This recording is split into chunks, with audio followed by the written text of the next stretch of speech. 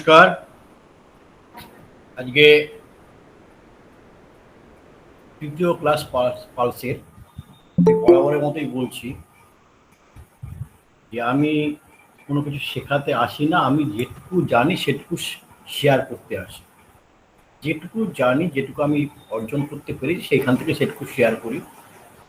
এর মধ্যে যে আজকে উপস্থিত যারা আছেন, আমার শ্রদ্ধেয় স্যাররা আছেন, প্রশান্ত স্যার আছেন, নীলকুমার বর্মন স্যার আছেন, উৎপল চৌধুরী স্যার আছেন, পুষ্কলে স্যার আছেন। এনারা দীর্ঘদিন ধরে প্র্যাকটিস করছেন। ফিজিওলজি একটা আমাদের প্রত্যেকের জানা যে নর্মাল আমাদের কী কী কন্ডিশনগুলো থাকে তারপরে কাজ ডিপেন্ড করে। হোমিওপ্যাথিক্যালি যখন আমরা ট্রিটমেন্ট করতে যাই, যখন এই বিশেষ করে এই ধরনের সমস্ত যে ফিজিওলজিগুলো আছে পালস উপর নিয়ে, তখন আমরা আমাদের সিমটমের সঙ্গে কিন্তু ম্যাচ করাতে পারি না। তা সত্ত্বেও আমাদেরকে ফিজিওলজিটা জানতে হবে কেন পালস রেট বাড়ে বা কেন কমে। সেগুলো এর আগে আমি বিভিন্ন ডিসকাশন করেছি। রিদিম কি, রেট কি, এগুলো নিয়ে ডিসকাশন হয়েছে। কোন কোন জায়গায় আমরা পালস দেখবো সেগুলোকেও আমরা ডিসকাশন করেছি, অলরেডি ডিসকাশন হয়ে গেছে। তবুও আজকে আমি পালসের শেষ ক্লাসটা পড়াবো, যেটুকু আমার জানা আছে তার মধ্যে কিছুটা ফিজিওলজি পার্ট, যেটা রেপার্টরি পার্টে যাবে। মেট্রিয়ামেডিকাল পার্টে আমি একদমই ঢুকবো না, কারণ এখানে যারা আছেন মেট্রিয়ামেডিকা তারা প্রত্যেকেই অনেক অভিজ্ঞ সেই জায়গাটায়। তো ফিজিওলজি পার্টে আমি যাচ্ছি। আমি যতটুকু পেরেছি যা কালেকশন করতে, সেইগুলো নিয়ে আমি আজকে আলোচনায় আসবো। আমরা আগের দিন কিন্তু এগুলো আলোচনা করে দিয়েছি, কোন কোন জায়গায় আমরা পালসগুলো দেখতে পারি, রেগুলার পালস যদি হয় তখন কি অবস্থা আসে, কোন কোন জায়গায় পালসগুলো দেখবো সেগুলো আমরা এর আগে পুরো আমরা ছবি দিয়ে ডিসকাশন করেছি। কোথায় রেডিয়াল পালস দেখবো, কোথায় ক্যারোটিড পালস দেখবো, কোথায় ফিউরাল পালস দেখবো, কোথায় আপনার ডরসাল পেডিসে পালস দেখবো, সেগুলো আমরা সমস্ত কিন্তু টিবিয়াল ডরসাল সমস্ত আলোচনা। আজকে এই পালসে একটা ছোট্ট মেকানিজম আমি আজকে আলোচনা করব।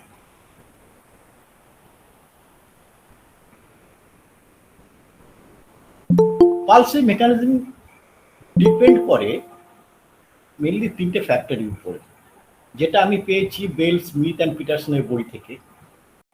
কি কি ফ্যাক্টরগুলো আছে? The intermittent inflow of blood from the heart, heart থেকে যে ব্লাডগুলো বেরিয়ে আসে, ইনফ্লো করে কোথায়? আওরটা দিয়ে, তারপর টোটাল সার্কুলেটরি সিস্টেমের মধ্যে যায়। তার মধ্যে যে ইন্টারমিটেন্ট ফ্লো, তার মানে একবার বেরোচ্ছে, একবার ঢুকছে, একবার বেরোচ্ছে, এই জিনিসটা যখন হয় তখন সেইটাকে সেটার উপর ডিপেন্ড করে resistance of the outflow of blood from the arterioles to into the capillaries. Artery থেকে যখন ক্যাপিলারিতে যায়, আমরা এর আগেও কার্ডিয়াক আউটপুট যখন পড়ছিলাম তখন আমরা পেরিফেরিয়াল রেজিস্ট্যান্স নিয়ে অনেক আলোচনা করেছি। এই পেরিফেরিয়াল রেজিস্ট্যান্স যদি থাকে তাহলে তার উপরে কিন্তু অবস্ট্রাকশন, রেজিস্ট্যান্স বলতে অবস্ট্রাকশন, কোনো জায়গায় যদি অবস্ট্রাকশন থাকে, সে রেজিস্ট্যান্স যদি থাকে তার উপরে কিন্তু ডিপেন্ড করে। আর একটা ডিপেন্ড করে elasticity of the arterial wall. Arterial ওয়ালটা আমরা সবাই জানি ওটা ইলাস্টিক ওয়ালের মতো। তো সেইটার উপরে ডিপেন্ড করে আমাদের পালসের ওয়েভ, পালসের টেনশন, পালসের ভলিউম, অনেক কিছু এর উপরে ডিপেন্ড করে। এইটা বোঝাতে গিয়ে আমি একটা যদি অন্য অ্যানালজিকে আমরা এখানে নিই, আমরা যদি দেখি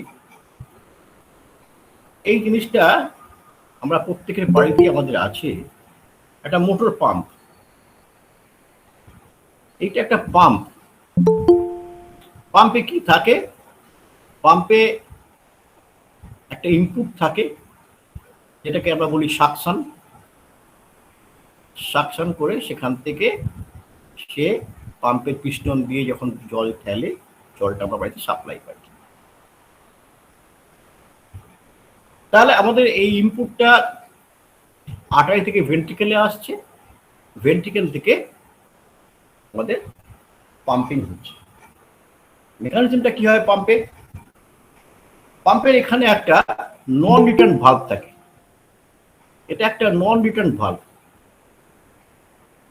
এই নন রিটার্ন ভালভ কি করে, যাতে আমাদের জলটা আবার ব্যাক করে যেতে না পারে রিজার্ভারের মধ্যে, সেই জন্য ওখানে একটা নন রিটার্ন ভালভ দেওয়া থাকে। তেমনি আমাদের হার্টের মধ্যেও আছে, আমরা জানি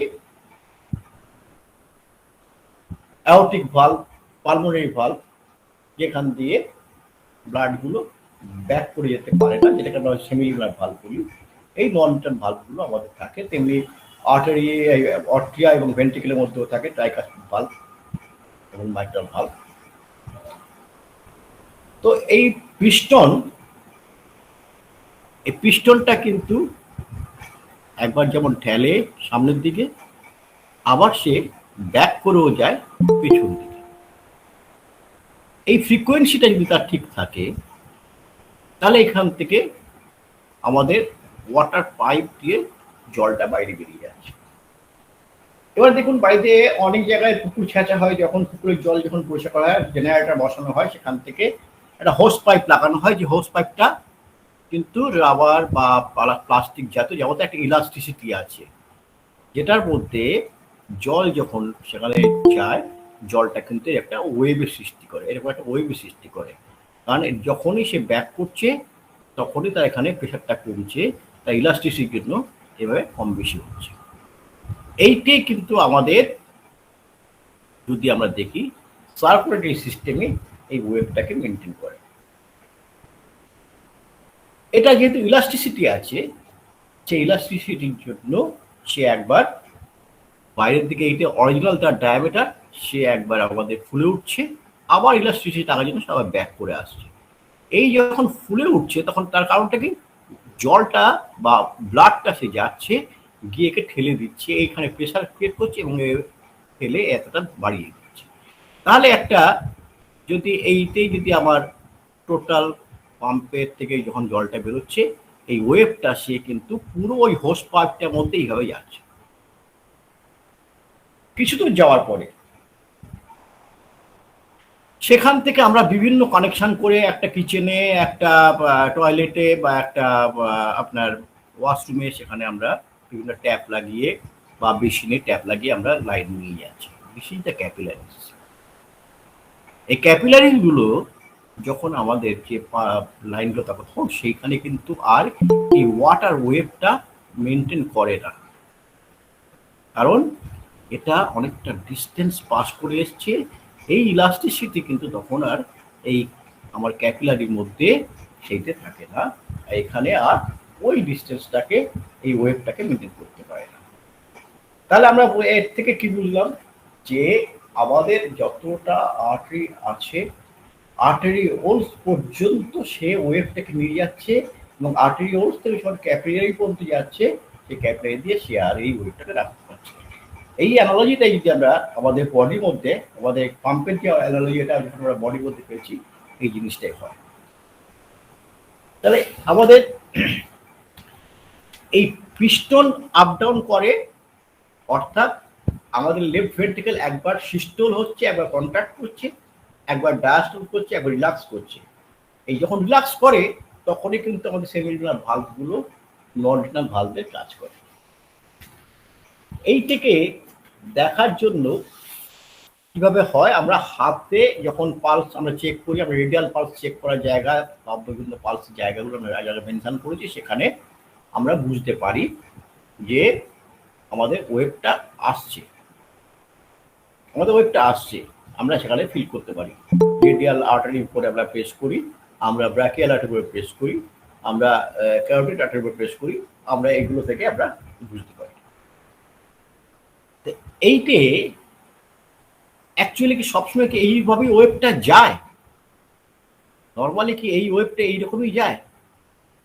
কারণ এটা আমরা ফিল করি আমাদের হাতের মধ্যখান দিয়ে, ফিঙ্গার দিয়ে আমরা ফিল করি।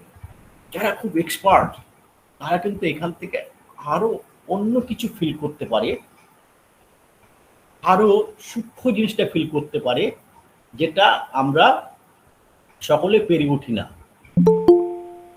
সকলে আমরা পেরে উঠি না, যারা এক্সপার্ট তারা পারে। তা কি সেই জিনিসটা, সেইটে দেখার জন্য যদি নর্মালি আমরা দেখি পালস ওয়েভটা কেমন যায়, তার জন্য একটা গ্রাফিক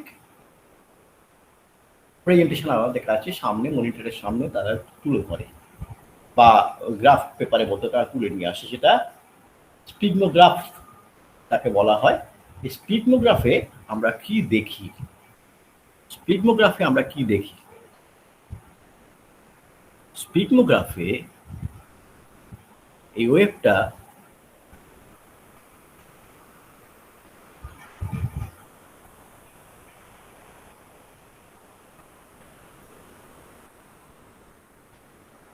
এইভাবে আসে, এসে সোজা এসে আবার একটা ধাক্কা মারে, ধাক্কা মেরে আবার শেষ হচ্ছে, আবার এই উঠছে,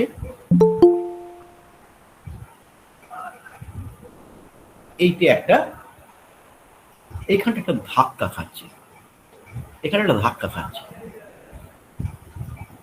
আপনারা এখনই ছবিটা আঁকবেন না, আমি ছবিটা যদি কেউ ড্র করেন একটু পরে করবেন। এখানে একটা ধাক্কা খাচ্ছে, এটা কি? This is the systole. আমাদের সিস্টোল কমপ্লিট হচ্ছে, সিস্টোলটা কমপ্লিট হচ্ছে, লেফট ভেন্ট্রিকলে সিস্টোল কমপ্লিট হয়ে সে যখন এইখানে আসছে, এইখানটা আসছে আবার ডায়াস্টোল শুরু হচ্ছে। আপনারা যারা সরি কার্ডিয়াক সাইকেলের ক্লাসে দেখেছিলেন যে প্রেশারটা আমাদের কিভাবে ওটা 120 পর্যন্ত সে হাই স্পিডে তুলতে পারে এবং তারপর আবার প্রেশারটা ফল করে 80-তে যখন আসে তখন গিয়ে সেমিনার ভালভ বন্ধ হয়, normal normal condition, normal heart condition. তাহলে আমি ধরতে পারি দিস পিক আপ, এই পিক আপ পয়েন্টটা আমার 120 মাইক্রোমিলিমিটার পার মার্কারি, এইটা হচ্ছে আমার সিস্টোলের হাইয়েস্ট পয়েন্ট। এবং সেখান থেকে যখন নিয়ে নেবে আসছে এই যে পয়েন্টটা, এইটা তাহলে ব্লাড প্রেশার হিসেব অনুযায়ী এইটে 80 মাইক্রোমিটার পার মার্কারি। তাহলে এখানে একটা গাড্ডা তৈরি হয়েছে, একটা নচ তৈরি হয়েছে, তৈরি হয়ে আবার আপের দিকে উঠেছে। কেন উঠেছে? আমাদের সেমিলুনার ভালভ দিয়ে, অ্যাওর্টিক ভালভ দিয়ে, অ্যাওর্টাতে যখন ব্লাড ফ্লো হচ্ছে, ব্লাড সিস্টোলে যখন ব্লাডটা যাচ্ছে 120 প্রেশার পর্যন্ত আমার ব্লাডটা পিক আপ পর্যন্ত উঠলো, তারপরে ফল করছে। কেন গ্রাফটা ফল করছে? কারণ তখন আমার প্রেশারটা ফল করছে, সেই জন্য ওখানে ওটা আবার নিচের দিকে ফল করছে। যেহেতু আমাদের নর্মাল আর্টারির যে প্রেশার, আর্টার ওয়ালের যে প্রেশার, সেটা সে এক্সিস্ট করে কত? 80 mm পার মার্কারি। তাহলে 80 mm পার মার্কারির নিচে যখন নামবে তখন গিয়ে সেটা সেমিলুনার ভালভটা ক্লোজ হবে। কারণ এটা আমরা সবাই জানি, যখন এখানে ব্যাকফ্লো করছে তখন এই যে যখন 120 থেকে ফিরে আসছে তখন আর্টারি দিয়ে ব্লাডটা ব্যাকফ্লো করার চিন্তা করে, কিন্তু নন রিটার্ন ভালভ থাকার জন্য সে ব্যাকফ্লো করতে পারে না। সেই নন রিটার্ন ভালভ ধাক্কা মারে যখন, তখন আবার এটা একটু উপরের দিকে উঠছে। এই যে ওয়েভ, এই ওয়েভটা কিন্তু রেগুলার বেসিসে আমাদের পালসের মধ্যে চলছে। আমরা পালসটাকে সেভাবে বুঝতে পারি না, আমাদের দক্ষতা নেই। যারা এক্সপার্ট তারা কিন্তু হাত দিয়েই এটাকে বুঝতে পারে। যে 3টে ফিঙ্গার আমরা বসাই, একটা nearest two towards the heart যেটাকে, সেটাকে প্রক্সিমাল, যেটা ডিস্টেন্স পার ডিস্টেন্সে থাকে সেটাকে ডিস্টাল ফিঙ্গার, মিডিল ফিঙ্গার, এই 3টে ফিঙ্গার দিয়ে আমরা যখন চেক করি, আমরা ডিস্টাল ফিঙ্গার কেটাকে জোরে চেপে ধরি এই কারণে, কারণ সেখানে যাতে ব্যাক ফ্লোটা বন্ধ হয়।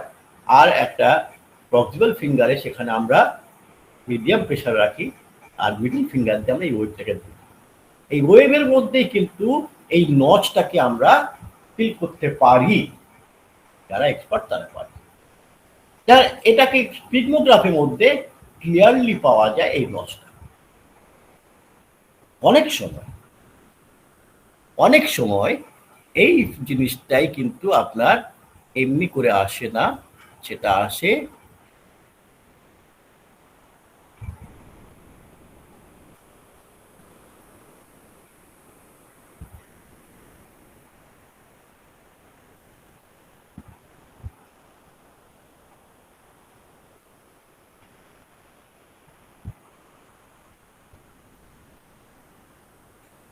তাহলে এইখানটা একটা ঢাল তৈরি হয়েছে, এখানে একটা ঢাল তৈরি হয়েছে, এখানে একটা ঢাল তৈরি হয়েছে, এখানে একটা ঢাল তৈরি হয়েছে। এটা হচ্ছে বেস লাইন, এটা হচ্ছে বেস লাইন। আমার হয়তো হাতে ড্রয়িংটা অত ভালো হয়নি। তো এই প্রত্যেকটা পয়েন্টে এক একটা নাম আছে, এই প্রত্যেকটা পয়েন্টে এক একটা নাম আছে। কি নাম আছে? আমাদের এই যে আপ উঠছে, আপ উঠে একেবারে এই ওয়েভটা উঠে গিয়ে এই পজিশন পর্যন্ত যখন আসছে, এইটাকে আমরা বলছি প্রাইমারি ওয়েভ। এটাকে বলছি আমরা প্রাইমারি ওয়েভ। ধরুন এটাকে আমি এ বলে আমি বললাম, দিস ইজ এ। তাহলে এ ইকুয়াল টু প্রাইমারি ওয়েভ, অর্থাৎ সিস্টোল।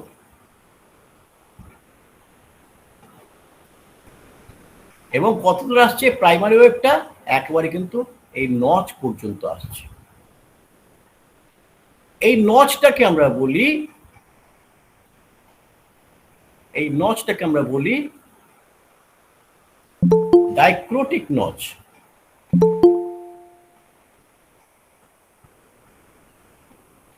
ডাইক্রোটিক নচ।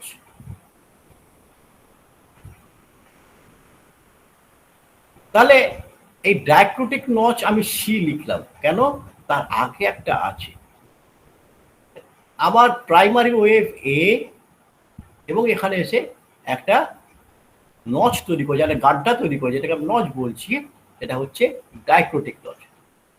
ডাইক্রোটিক নচের পরে আবার একটা ওয়েভ উঠেছে, আবার এইখানটায় গিয়ে একটা ওয়েভ আমরা দেখতে পাচ্ছি। তাহলে এটাকে যদি আমি বি ধরি, এখানে একটা বি একটা ওয়েভ হয়েছে, বি একটা ওয়েভ হয়েছে, আবার এখানে ডি যদি এটাকে ধরি, এটা যদি সি হয়, এটা যদি ডি হয়, তাহলে ডি তো একটা ওয়েভ তৈরি হয়েছে। তাহলে ডাইক্রোটিক ওয়েভ নচের আগে একটা হয়েছে আর পরে একটা হয়েছে। তাই এটাকে খুব মনে রাখার জন্য খুব ইজি। ডাইক্রোটিকের আগে হয়েছে তাই প্রি ডাইক্রোটিক ওয়েভ, যেহেতু এটা ওয়েভ, আর এটা হচ্ছে পোস্ট ডাইক্রোটিক ওয়েভ। এই প্রি ডাইক্রোটিক আর পোস্ট ডাইক্রোটিক, এটা সরি এটা পোস্ট, এটা হচ্ছে dicrotic wave, sorry sorry sorry sorry এটা হচ্ছে ডাইক্রোটিক ওয়েভ, নট এটা, এটা হচ্ছে একদম ডাইক্রোটিক ওয়েভ। আর ডাইক্রোটিক ওয়েভের পরে ইতে গিয়ে আমরা এখানে আরেকখানা ওয়েভ দেখতে পেলাম, এই যে একটা ইতে গিয়ে আরেকটা ওয়েভ দেখতে পেলাম, এইটা হচ্ছে পোস্ট ডাইক্রোটিক ওয়েভ।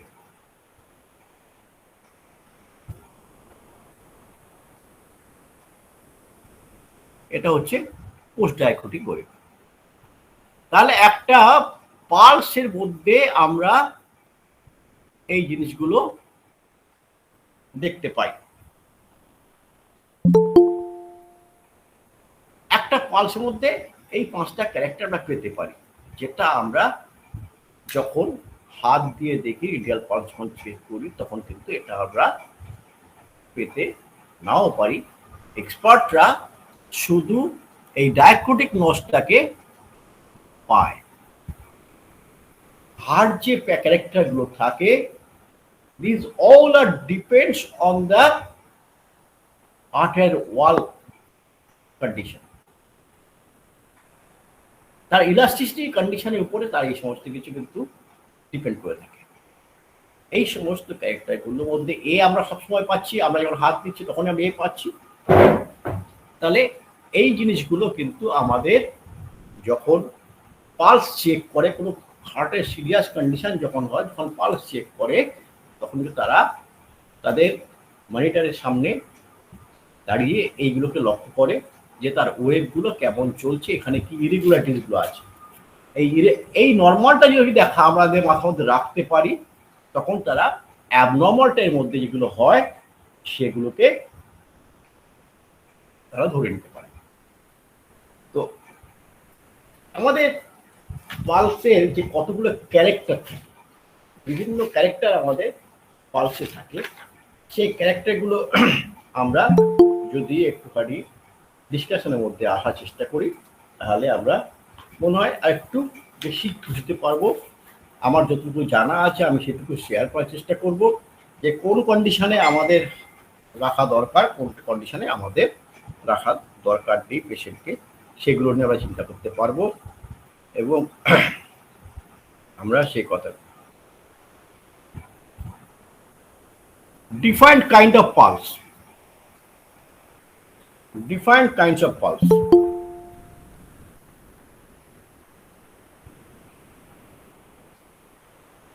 আমরা বা আমরা প্রত্যেকেই এইটে আমরা অনেকেই এই শব্দটার সঙ্গে পরিচিত আছি, water hammer pulse. Water hammer pulse এটা কিন্তু একটা আমরা বেশিরভাগ ক্ষেত্রেই দেখতে পাই। কি হয় ওয়াটার হ্যামার পালস বলতে? অ্যাব্রাপ্টলি রাইজ করছে, অ্যাব্রাপ্টলি রাইজ করছে।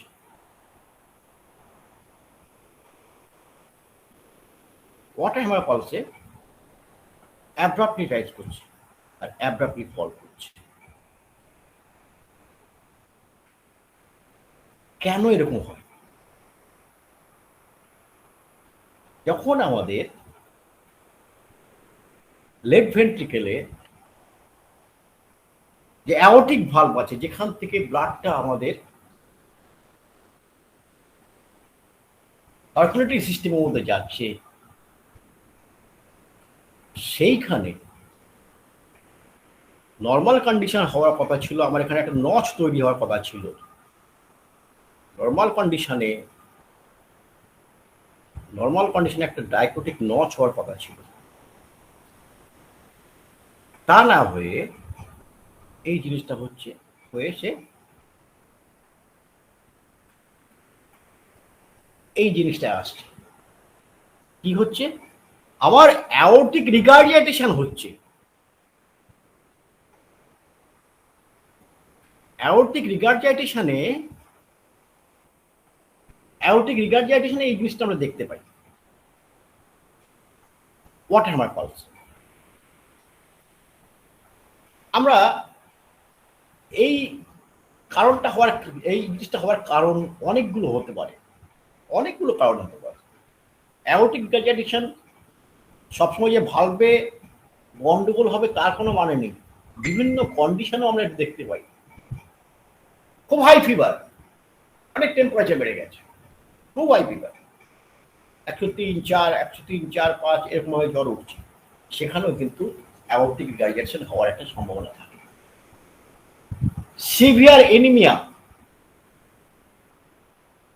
সেখানেও কিন্তু এটা হওয়ার একটা, এটা শুধু যে অ্যাওর্টিক রিগার্জিয়েশন হবে তা নয়, পালমোনারি রিগার্জিয়েশনও হতে পারে। পালমোনারি রিগার্জিয়েশনও হতে পারে, অর্থাৎ লাংসে যখন সে ব্লাডটা যাচ্ছে সেখানেও হতে পারে। থাইরয়েডের গন্ডগোল থাকার জন্য হতে পারে। আবার অর্ট্রিয়ার হাইপারট্রফি হলেও হতে পারে। রাইট আর্ট্রিয়ার হাইপারট্রফি হলেও এটা হতে পারে, সেখানে পালমোনারি রিগার্জিয়েশন হতে পারে। সেটাকে আমরা বলি কি কর পালমোনাল, অনেকটা আমাদের এটা হতে পারে। আবার কি হতে পারে, আমরা যখন কার্ডিয়াক সাইকেল বা হার্টের অন্যান্য জাংশনাল টিস্যু নিয়ে আলোচনা করছিলাম, সেখানে আমরা বলেছিলাম যে ইসিজি ক্লাসেও বলেছিলাম এভি ব্লক যদি হয় সেখানেও এটা দেখা যেতে পারে, অর্থাৎ কমপ্লিট হার্ট ব্লক হলে কি হয়? কমপ্লিট হার্ট ব্লক হলে অর্ট্রিয়ার সঙ্গে ভেন্ট্রিকেলের কোনো রিথমেটিক্যালি কোন রকম সিনক্রোনাইজেশন থাকে না। তার ফলে কি হয়? কার্ডিয়াক আউটপুটের মধ্যে একটা ইরেগুলারিটি দেখা যায়। এছাড়াও দেখা যেতে পারে কোথায়? যদি আর্টেরিওভেনাস ফিস্টুলা হয় সেখানেও দেখা যেতে পারে। আউটফ্লো অফ দ্য ব্লাডের উপরে পেরিফেরাল ব্লাড সাপ্লাই যখন হয় তখন যে ইরেগুলারিটিস গুলো আসে, তাহলে সেখানে আমাদের ওয়াটার হ্যামার পালস আমরা দেখতে পাই। তাই আমাদের যখন এরকম যদি অ্যাব্রাপ্টলি রাইজ করে এবং সার্ফ ফল করে, এটা মাথায় রাখবেন। ওয়াটার হ্যামার পালস একদম জলের যে ঢেউ, সেই ঢেউটাকে অনবরত সে বহন করে নিয়ে চলেছে। খুব বেশি ঢেউ উঠছে, সাডেনলি পড়ে যাচ্ছে, আবার ছোট ঢেউ উঠছে কিন্তু সাডেনলি পড়ে যাচ্ছে। এই রেগুলারিটি যখন আমরা দেখি, এটা হচ্ছে ওয়াটার হ্যামার পালস। তাহলে ওয়াটার হ্যামার পালস যদি আমরা কারো পালস যদি কোনো পেশেন্ট আসে, তার শরীরে কোনো কষ্ট সে বলে, তার বুকে যন্ত্রণা হচ্ছে, তার শ্বাসকষ্ট হচ্ছে, তার সারা শরীরের মধ্যে অসম্ভব একটা ব্যথা ফিল করছে, তখন আমাদের কতগুলো জিনিস ভাবার মধ্যে আসা উচিত আমাদের। আমরা যদি যখন পেশেন্টকে দেখবো তখন আমাদের ভাবা উচিত যে তার হার্টের মধ্যে কোন রকম প্রবলেম হয়। এই প্রশ্নটা আমি যেন মাথার মধ্যে উঠি মারি।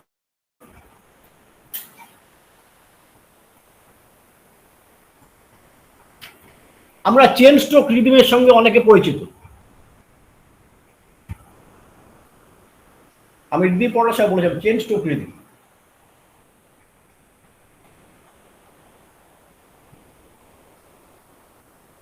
আমরা এই ওয়াটার হ্যামার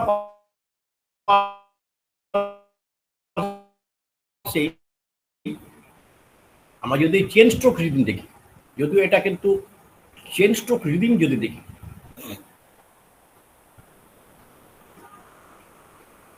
চেন স্ট্রোক রিদিমে কি দেখি আমরা? চেন স্ট্রোক রিদিমটা আমরা ইসিজি করে দেখতে পাই।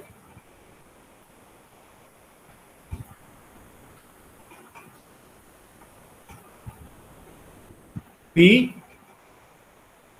কিউ আর এস টি, এইটা হচ্ছে আপনার নর্মাল যাওয়ার কথা। চেন স্ট্রোক রিদমের ক্ষেত্রে এখন কি হয়? P Q R S T, P P Q R S T, আবার পি পি পি। তাহলে আমরা দেখতে পাচ্ছি পি মানে আমরা জানি, পি মানে আর্টেরিয়াল ডিপোলারাইজেশন, আর কিউআরএস হচ্ছে ভেন্ট্রিকুলার ডিপোলারাইজেশন, পি হচ্ছে আর্টেরিয়াল ডিপোলারাইজেশন। চেন স্ট্রোক রিদমের ক্ষেত্রে কি হচ্ছে? আমার হওয়ার কথা arterial depolarisation, ventricular depolarisation, ventricular repolarisation. কি হচ্ছে? Ventricular repolarisation. আর আর্টেরিয়াল রিপোলারাইজেশনটা কোইনসাইড করে ইসিজিতে ভেন্ট্রিকুলার ডিপোলারাইজেশনের সঙ্গে, ওই জন্য ওটাকে দেখতে পাওয়া যায় না ইসিজিতে। তাহলে আর্টেরিয়াল ডিপোলারাইজেশন হচ্ছে ভেন্ট্রিকুলার ডিপোলারাইজেশন হচ্ছে, এটা হচ্ছে নর্মাল। তাহলে প্রত্যেকটা কিউআরএস এর আগে আমরা একটা পি পাবোই,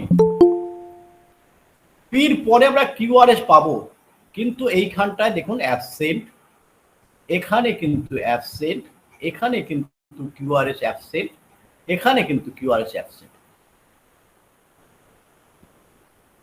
তাহলে এখানে আবার একটা পি উঠে তারপরে কিউআরএস।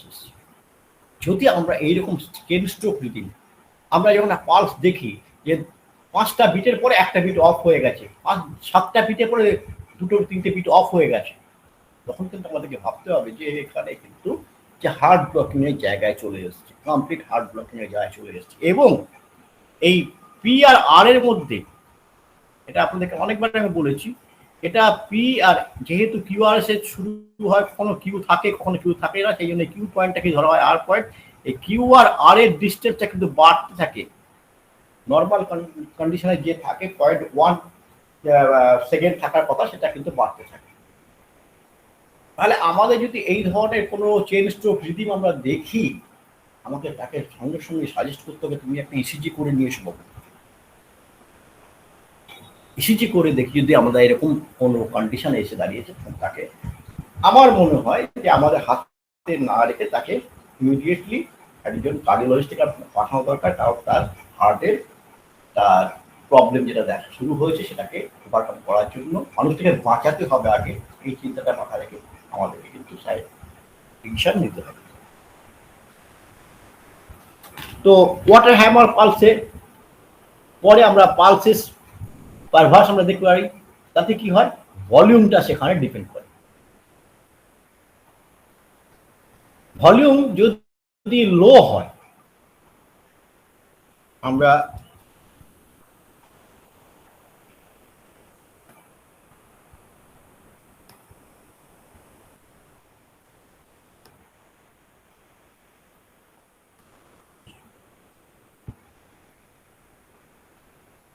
সেকেন্ড পয়েন্ট হচ্ছে আমাদের 2 নম্বরে আমরা বলছি পালসাস পারভাস। পালসাস পারভাস অর্থাৎ লো ভলিউম পালস।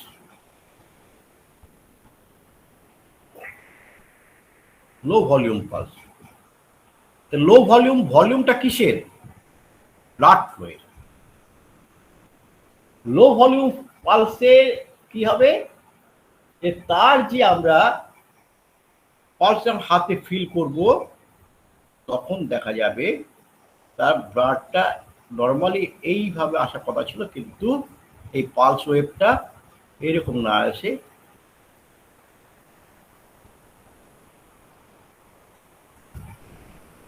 অর্থাৎ পাম্প থেকে যে জলটা বেরোচ্ছে সেই ফোর্সটা কিন্তু তার খুব বেশি নেই।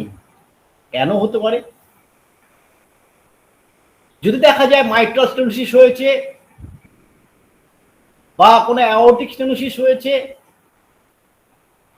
তাহলে কিন্তু এই কন্ডিশনগুলো আসতে পারে। তাহলে লো ভলিউম পালস যদি হয়, আমাদের মাথায় যেন এইগুলো সবার আগে স্ট্রাইক করে যে হার্টের ভালভুলার ডিফেক্ট হতে পারে। আমাদের ভালভুলার ডিফেক্ট হতে পারে, লেফট ভেন্ট্রিকেলে ফেলিওর হতে পারে, কার্ডিয়াক বা কার্ডিওমায়োপ্যাথি মায়োকার্ডিয়ামের মধ্যে ইরেগুলারিটিস হতে পারে,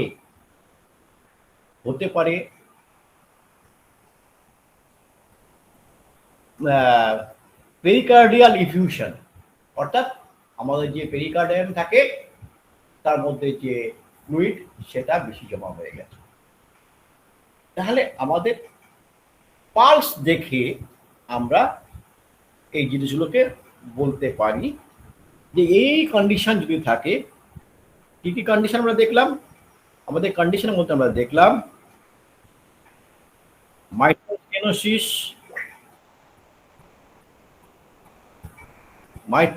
মাইট্রাল ভালভ সেখানে অনেক মোটা হয়ে গেছে, অ্যাওর্টিক স্টেনোসিস হতে পারে, লেফট ভেন্ট্রিকেলের মধ্যে ফেলিওরের কোনো চান্স থাকতে পারে, লেফট ভেন্ট্রিকুলার ফেলিওরের, অর্থাৎ লেফট ভেন্ট্রিকেল সেখানে ঠিকমতো কাজ করছে না, অর্থাৎ মায়োকার্ডিয়াম সেখানে ঠিকমতো কাজ না করতে পারে, অর্থাৎ সেখানে কি হচ্ছে, কার্ডিও মায়োপ্যাথি হতে পারে। তাহলে এইগুলো আমাদের মাথায় আসা উচিত। পালস দেখা মানে কিন্তু আমরা আলটিমেটলি হার্টকে দেখছি, হার্ট থেকে ব্লাড ফ্লোকে দেখছি, তার থেকে আমরা বলতে পারি যে কি কি ধরনের অসুখগুলো আসতে পারে। সুতরাং এতে বেশি বিভাগ দেখা যায় যে এটা হার্টের সঙ্গে রিলেটেড যে সমস্ত রোগগুলো থাকে সেইগুলোই কিন্তু আমরা পালস থেকে অনুধাবন করতে পারি।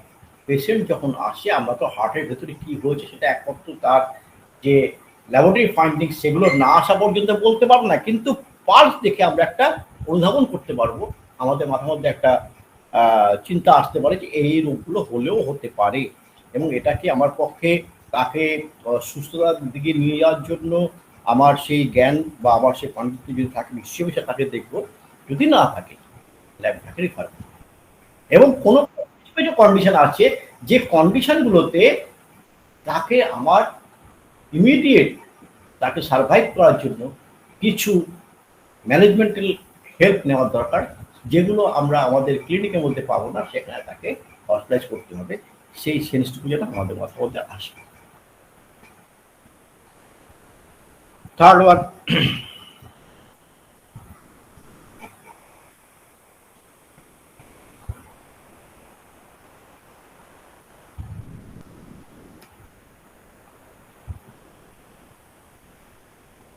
Pulsus paradoxus. এই এক্ষুনি আমাদের প্রশান্ত সাহেব বললেন যে নামগুলোর সঙ্গে আবার একটুখানি ঝালিয়ে নেওয়া। সত্যি কথা বললে এগুলো আমাদের একটু ঝালিয়ে নেওয়া। তবুও তো আমাদের কি বলে প্রশান্ত স্যারের অনেক মেমোরিতে ধরে রাখতে পারেন, যার জন্য তিনি এগুলোকে বলতে পারছেন। আমরা অনেক ভুলে গেছি। পালসাস প্যারাডক্সাস,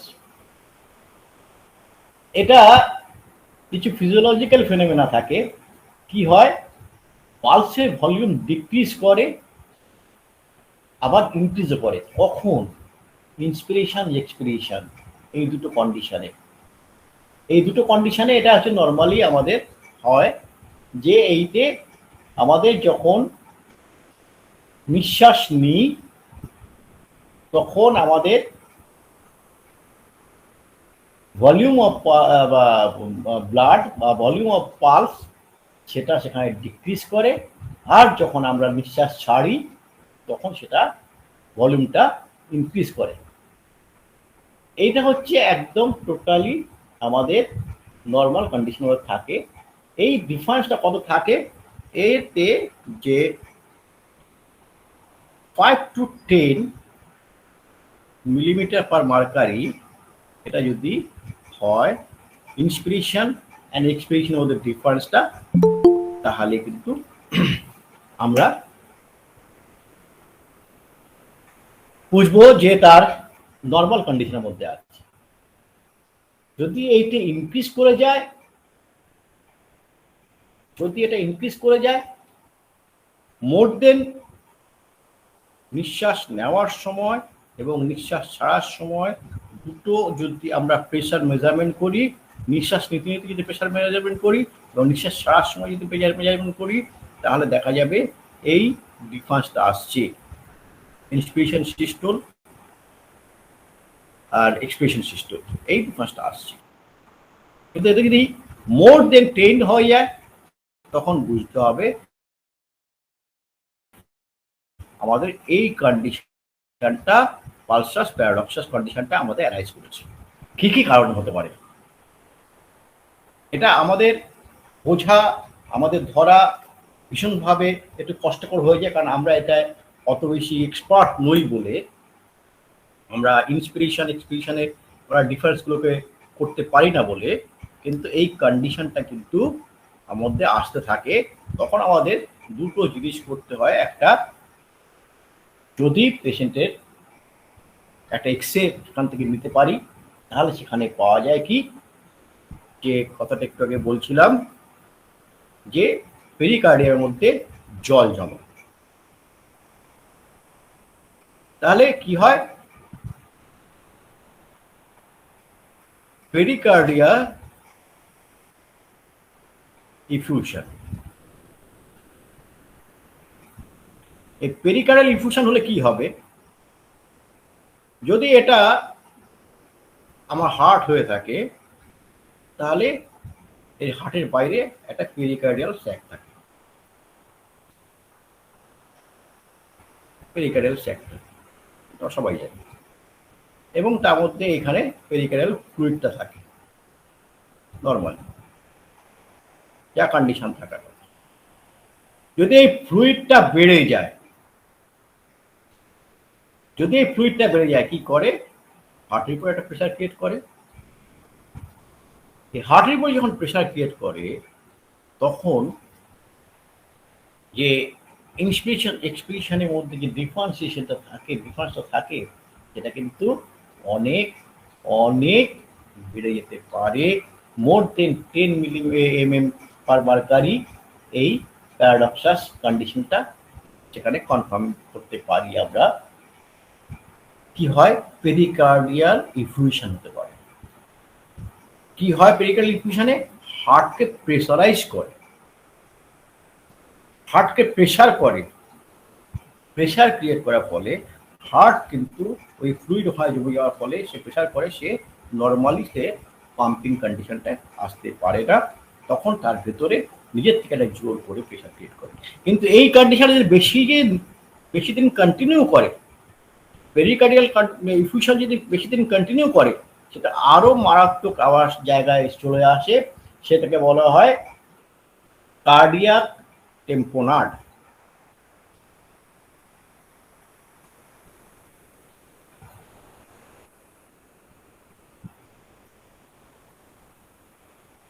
এই কার্ডিয়াক টেম্পোনাড কি হয়? কার্ডিয়াক টেম্পোনাডে এখানে ফ্লুইড অ্যাকুমুলেশনটা এত বেশি হয়ে যায় যে হার্টের উপরে খুব বেশি করে প্রেশার ক্রিয়েট করে। তার ফলে কিন্তু আপনার একটা কার্ডিয়াক পেইন আমরা দেখি, কার্ডিয়াক পেইন একটা দেখি, তার শ্বাসকষ্ট ব্রিদিং প্রবলেম একটা দেখি, তার সাইনোসিস আমরা দেখি, এগুলো তখন আসে। তার সঙ্গে তার পাইরিক্সিয়া থাকতে পারে। তখন আমাদের একটা যদি আমরা এক্সরে করি, তখন আমরা তার থেকে এই দুটো জিনিস আমাদের এক্সরে রিপোর্টের মধ্যে আমরা পেয়ে যেতে পারি। তাহলে আমাদের পক্ষে তখন সুবিধা হবে কি? আমরা আমাদের হোমিওপ্যাথিক্যালি যদি আমরা মেডিসিন দিই, আমার মেডিসিন সিলেকশনের পক্ষে অনেক ইজি হবে, আমাদের অনেক রেপার্টরিশনের ক্ষেত্রে হেল্প করবে। এইরকম কন্ডিশন আমাদের আরো অনেক কারণে হতে পারে। কার্ডিওমায়োপ্যাথি, সেটাও কিন্তু এই জিনিস হতে পারে। সিভিয়ার কার্ডিয়াক ফেলিওর হতে পারে, বা কোনো একটা হেমোরেজিক শক হয়েছে তার থেকেও হতে পারে। সবসময় যে ইফিউশন বা কার্ডিয়াক টেম্পোরাল তা নয়, এছাড়াও হতে পারে। আর নর্মাল ফিজিওলজিক্যাল কন্ডিশন যদি বলি, প্রেগনেন্সি পিরিয়ডে এটা দেখা যেতে পারে। এক্সট্রিম ওবেসিটি, তাদের ক্ষেত্রেও এই আমরা পালসাস প্যারাডক্সাসকে দেখতে পারি। এছাড়া আমরা পাবো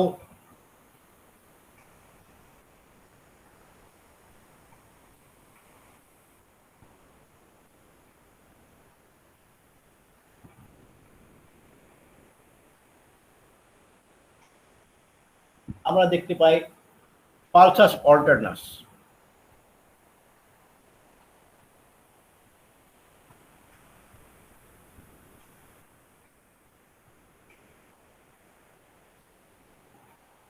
এটা কিন্তু খুব সাংঘাতিক একটা জিনিস। আমাদের লেফট ভেন্ট্রিকুলার ফেলিওর একটা বিরাট এর ক্যারেক্টার। পালসাস অল্টারনাস কিন্তু সিভিয়ারলি যখন লেফট ভেন্ট্রিকেল ফেলিওর হয়, সেখানে আমরা এই জিনিসটাকে দেখতে পাই। পালসাস অল্টারনাস কি হচ্ছে? লেফট ভেন্ট্রিকুলার ফেলিওর হচ্ছে। তাহলে লেফট ভেন্ট্রিকুলার ফেলিওর হচ্ছে, আমাদেরকে এটাকে হেল্প করবে কে? এটাকে হেল্প করতে পারে ইসিজি। কিন্তু ইসিজি করতে যাওয়ার আগে আমাদের পালস ওয়েভ দেখে আমরা কিন্তু এটাকে বের করতে পারি। কিছুটা আমাদের মাথার মধ্যে আসতে পারে যে তার ভেন্ট্রিকেলের মধ্যে তার লেফট ভেন্ট্রিকেলের মধ্যে তার ইরেগুলারিটি শুরু হয়েছে। কি হবে? পালসকে যখন আমরা দেখবো, তখন দেখবো যে একটা ওয়েভ তার নর্মাল কন্ডিশনে আছে, আরেকটা ওয়েভ তার অ্যাবনর্মাল কন্ডিশনে আছে। দুটোর মধ্যে এই ইরেগুলারিটিটা দেখতে হবে। আর এটা দেখার জন্য আমাদেরকে বারবার চেক করতে হবে কি প্রত্যেকটা জায়গা। যখন আমরা এই একটা জিনিস আমরা রেডিয়াল পালস হাতের মধ্যে যখন আমরা পালসটাকে দেখবো, এই ধরনের একটা কন্ডিশন এসছে, সঙ্গে সঙ্গে কিন্তু আমাদের অন্যান্য পয়েন্টগুলো ব্র্যাকিয়ালে, ক্যারোটিডে, ফিমোরালে, এই সমস্ত আর্টারিগুলোতে আমাদেরকে এই পালস ওয়েভটাকে দেখতে হবে। যেটা আমরা এর আগের দিন বলেছি কোন কোন পয়েন্ট আমরা কীভাবে চেক করবো, ঠিক সেভাবে আমাদের প্রত্যেকটা পয়েন্টে গিয়ে গিয়ে চেক করতে হবে। তাহলে বুঝতে পারবো যে তার ইরেগুলারিটিসটা কী অবস্থায় আছে। হয়তো কোনো কারণে আমার রেডিয়াল পালস আমি পেলাম না, কিন্তু অন্যান্য জায়গায় আমাদের একটা আবছা ধারণা দেবে, যেটা কিন্তু সবসময় আমরা আমাদের হাত দিয়ে যদি আমরা এটাকে নাও বুঝতে পারি, তখন আমাদেরকে এই স্পিগমোমেনোমিটারের সাহায্যে আমাদেরকে এই জিনিসটাকে বের করে দিতে হবে। আমাদের ব্লাড প্রেশারটাকে মাপা, এটাকে উইক যে বিট, একটা স্ট্রং বিট, একটা উইক বিট, এই জিনিসগুলো যখন পাবো তখন আমরা পালসের অল্টারনেটিভের কথা চিন্তা করতে পারি। এছাড়াও আরও আছে অনেক পালসের আরও ক্যারেক্টার আছে, পালসাস, বিটনাস, এইগুলো আরও হায়ার ইয়েতে আসে, এগুলো আমাদের ক্ষেত্রে আমরা পারি না। তবুও আজকে আমি ক্লাসের শেষের যে পর্যায়ে চলে এসেছি, আমি এবারে একটুখানি আমাদের হোমিওপ্যাথিক্যালি যদি দেখি, পালসের উপরে কিন্তু আমরা রেপার্টরিতে অনেক সাহায্য পেতে পারি। যে ফিজিওলজির যে টার্মগুলো আমি এতক্ষণ ধরে যেটুকু জানি সেটুকু আপনাদের মধ্যে শেয়ার করলাম, সেই টার্মগুলো কিন্তু আমরা সবগুলোই যে পাবো তা নয়। কারণ হোমিওপ্যাথি একদম যে একটা পেশেন্টের কাছ থেকে যে কন্ডিশনগুলো আমাদের সামনে আসে, সেই সিমটমগুলো দিয়েই কিন্তু আমাদের ম্যাথমেটিক্যালিকে লেখা হয়েছে, এবং ম্যাথমেটিক্যাল থেকে সব সিমটমগুলো কালেক্ট করে আমাদেরকে রেপার্টরি তৈরি হয়েছে। আমি যদি রেপার্টরিতে দেখি, প্রত্যেকটা রেপার্টরি কিন্তু আমরা সেই জিনিসটা পাবো দেখতে। আমি চলে আসি একটার পর একটা রেপার্টরিতে। যেমন এখন মারফিতে পরিষ্কার একটা চ্যাপ্টার আছে পালস চ্যাপ্টার। পালস চ্যাপ্টারের মধ্যে দেখুন অ্যাবনর্মাল পালস, অ্যাবসেন্ট পালস, কোন সময় অ্যাবসেন্ট পালস পেতে পারি, কলেরা হলে, গ্যাস্ট্রাইটিস হলে, লেবার হলে, মেট্রোরেজিয়া হলে, রিউমেটিক কার্ডিয়াক রিউমেটিজম যদি হয়ে থাকে, যদি আপনার spotted fever, in the beginning of spotted fever, sunstroke হলে তাতে পালস অ্যাবসেন্ট হতে পারে। তাহলে আমাদের কোন পালস অডিবল হলে কি মেডিসিন হতে পারে, বাউন্ডেড পালস যদি হয় তাহলে আমরা কি কি মেডিসিন পেতে পারি, এগুলো কিন্তু এখানে পরিষ্কার। ডিসমিনিটার সময় তার যে বাউন্ডেড পালস, এই বাউন্ডেড পালস বলে কিন্তু কোনো আমার ক্যারেক্টার ফিজিওলজিক্যালি নেই, কিন্তু আমরা সেখানে বলছি বাউন্ডেড পালস কোনগুলো। আপনি যখন অ্যাসেন্ডিং স্টেয়ার, যখন উপরে আমরা হেঁটে উঠতে যাচ্ছি, তখন দেখা যাচ্ছে পালসটা খুব জোরে জোরে চলছে। Chest feel beating in left while sitting. Each beat a broad stitch upward in muscle.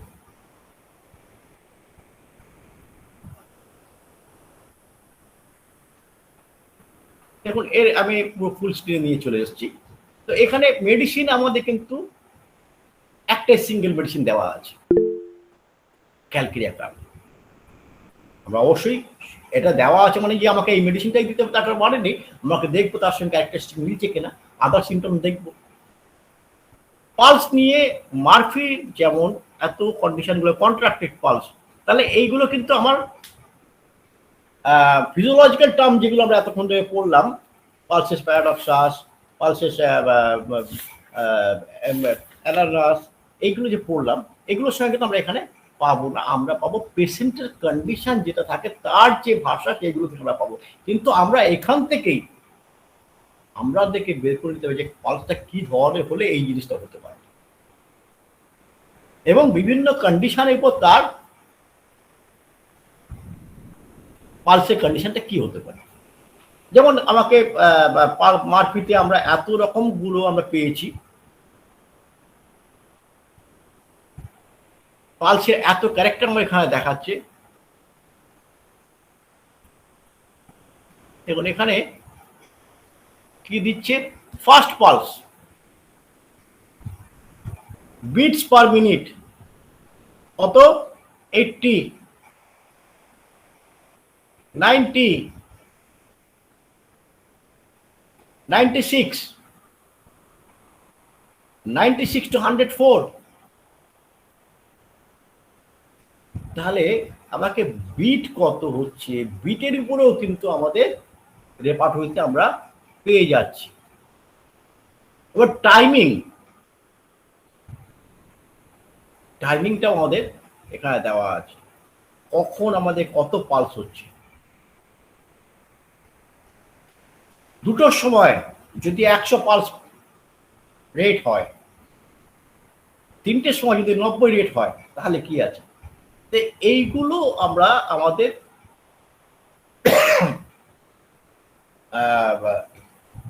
Repertory health থেকে পেতে পারি। এই গেল আপনার কি বলে মার্ফি রেপার্টরি। প্রচুর সিমটম মার্ফি রেপার্টরিতে দেওয়া আছে, প্রচুর সিমটম দেওয়া আছে। একটা পেশেন্টে অ্যালবুমিনুরিয়া হয়েছে, যখন তার ব্লাড টেস্ট করে আনলো তখন দেখা গেল তার প্রোটিন নিয়ার আউট 9 or 10 দেখাচ্ছে, এবং সেখানে অ্যালবুমিন সেখানে দেখাচ্ছে 4 or 5, 6 or 6, অর্থাৎ তার অ্যালবুমিন তার বেরিয়ে যাচ্ছে। যদি ইউরিন টেস্ট করি সেখানে আমরা অ্যালবুমিনুরিয়া পেয়ে যাব। তো সেখানে আমার অ্যালবুমিনুরিয়া যার আছে এবং তার পালস রেট 112, তার ক্ষেত্রে সিঙ্গেল মেডিসিন এখানে এপিসমিল দিয়ে দিয়েছে। যদি এটা 120 হয়ে গিয়ে থাকে তাহলে ক্যালকেরিয়া আর্টস দিয়ে দিয়েছে। আবার এনিমিয়ার ক্ষেত্রে হতে পারে, বুকে ব্যথা হচ্ছে, তার সঙ্গে দেখা যাচ্ছে তার ট্যাকিকার্ডিয়া, ট্যাকিকার্ডিয়া, বুকে pain, irregular abnormal blood pressure, maximum systole, যার সঙ্গে ডায়াস্টোলের কোনো রিলেশন নেই। ধরুন সিস্টোল আছে 160, ডায়াস্টোল আছে 70 কি 80, তার বুকে ব্যথা আছে, তার সঙ্গে দেখা যাচ্ছে তার ট্যাকিকার্ডিয়া 120 এখানে হচ্ছে। এই নয় যে আমরা সবসময় 120 পাবো, এটা তাদের যতই বলুক। যেমন আমাদের লাইকোপোডিয়াম 4টে থেকে 8টা, এটা সব বইয়েতে আমাদের প্রায় লেখা 4টে থেকে 8টা, কিন্তু অনেক বইয়ে দেখবেন, অনেক লিপির যে বই আছে সেখানে লেখা আছে আফটারনুন। তিনি কিন্তু টাইম মেনশন করে লাইকোপোডিয়ামের অ্যাগ্রাভেশন, লিপি বইয়ে লাইকোপোডিয়াম অ্যাগ্রাভেশন আফটারনুন। তেমনি এটা 120 বলেছে, সেখানে যদি আমি 124 পাই বা 116 পাই, তার সঙ্গে যদি আমার এই দুটো থাকে, তার irregularities in systole and diastole, যার সঙ্গে কোনো ব্যালেন্স নেই, যদি সেরকম দেখি, তখন সেখানে আমরা ভ্যারাইটি ম্যামকে চিন্তা করতে পারি। এইভাবে আমাদেরকে পালস নিয়ে মার্ফি দিয়েছে। কমপ্লিট রেপার্টরি, যদি কমপ্লিট রেপার্টরিতে যাই, দেখি এখানে পালস দিয়ে দিয়েছে কিনা। পালসে কোনো চ্যাপ্টার নেই, তাহলে পালসে যখন চ্যাপ্টার নেই, পালস কোথায় পাবো, হার্টে পাবো। তা হার্টের মধ্যে থেকে যদি আমি যদি পালসে যাই, পালসেশনে গেলাম, পালসে গেলাম, কমপ্লিট রেপার্টরিতে এত সিমটম পালস নিয়ে দিয়েছে, এত abnormal pulse, acceleratory pulse, alternative pulse, আমরা চেন স্ট্রোক ব্রিদিং পড়লাম, আমরা ওয়াটার হ্যামার পালস পড়লাম, এগুলো কিন্তু প্রত্যেকটা জিনিস আমাদের এখানে দেওয়া আছে। সেটা শুধু রেপার্টরি ভাষায় দেওয়া আছে, সেটাকে আমাদের খুঁজে বের করে দেবে। হার্ড পালস আমরা পাই, ফুল পালস পাচ্ছি, ফুল পালস, আবার এখানে হার্ড পালস। যদিও আমি রেপার্টরি এক্সপার্ট নই একদম, আমি একদম রেপার্টরি এক্সপার্ট নই। তাহলে হার্ট পালস, ফুল পালস আর হ্যামারিং পালস, এটা ডিফারেন্সের যারা রেপার্টরি এক্সপার্ট তারা আরো ভালো বলতে পারবেন। আই থিঙ্ক যে heart pulse, full pulse and hammering পালসের মধ্যে আমরা একটা পার্থক্য যদি আমরা দেখি সেটা পেতে পারি। বাউন্ডিং যেটা হচ্ছে তার উপরে কিন্তু আপনি বুঝতে পারেন হার্ড না সফট। আপনার যে ডিস্টাল ফিঙ্গার এবং প্রক্সিমাল ফিঙ্গার যেভাবে আপনি প্রেস করবেন তার উপরে আপনি মিডিয়াল ফিঙ্গার দিয়ে, মিডিল ফিঙ্গার দিয়ে কিন্তু আপনি এই তিনটে ক্যারেক্টারকে আপনি ধরতে পারবেন। It is full or soft, hard or soft, full or irregular, hammering or globular. আপনার কিন্তু তিনটে ফিঙ্গারের উপরে সব কিছু ডিপেন্ড করছে। রিগার্ডেশন অফ ব্লাড ফ্লো, যেটা ডিস্টেন্স ফিঙ্গার দিয়ে আমরা করি সেখানে কিন্তু ফুল প্রেশার দিয়ে ধরি, তাহলে ব্লাড ফ্লোটা ব্যাক করবে না, তাহলে কিন্তু আপনি ক্লিয়ার পাবেন। এবং ফ্রন্টের যে আমরা যে প্রক্সিমাল ফিঙ্গার যেটাকে বসাই সেটাকে মিডিয়াম ভাবে রেখে এবং মিডিল ফিঙ্গারটা দিয়ে আপনি কিন্তু তার ওয়েভটাকে ধরতে পারবেন। সুতরাং আমরা পালস দেখি ঠিকই, আমরা কিন্তু পালসে যে ফিঙ্গারিং গুলো করি, পালসে যে ফিঙ্গারগুলো বসাই কোনটায় কিরকম আমাদের প্রেশার ক্রিয়েট করতে সেটা আমরা বুঝতে পারি না। যার ফলে কি হবে, আমরা যতই রেপার্টরি করে দেখানো আমার সিমটমটা কিন্তু ঠিক মতো জায়গায় লাগাতে পারবো না। দেখুন এখানে ওয়াটার হ্যামার পালস আছে। ওয়াটার হ্যামার পালস এখানে দেখা যাচ্ছে শুধু জেলসিম্যাব একটাই মেডিসিন। তাহলে আমার কমপ্লিটের মধ্যে এবং কমপ্লিটের প্রচুর সিমটম দিয়ে, প্রতিটা কন্ডিশনের সিমটম দিয়ে এখানে দেওয়া আছে। প্রতিটা কন্ডিশনের উপরে কিন্তু দেওয়া আছে কমপ্লিট রেপার্টরিতে। চলে যাই আমরা কেন্ট রেপার্টরিতে। আমরা প্রত্যেকটা ক্ষেত্রে কিন্তু পাবো, এমন নয় যে আমরা পাবো না, রেপার্টরিতে দেওয়া আছে, প্রত্যেকটা রেপার্টরির মধ্যে দেওয়া আছে। কেন্টে কোনো হার্ট চ্যাপ্টার নেই। কেন্টে আছে চেস্ট চ্যাপ্টার। চেস্ট চ্যাপ্টারের মধ্যে আপনারা কিছুতেই পাবেন না, পালসের কন্ডিশন পাবেন। কোথায় পাবো পালসের কন্ডিশন? কেন্ট রেপার্টরিতে জেনারেলিটির মধ্যে পালস পাবেন।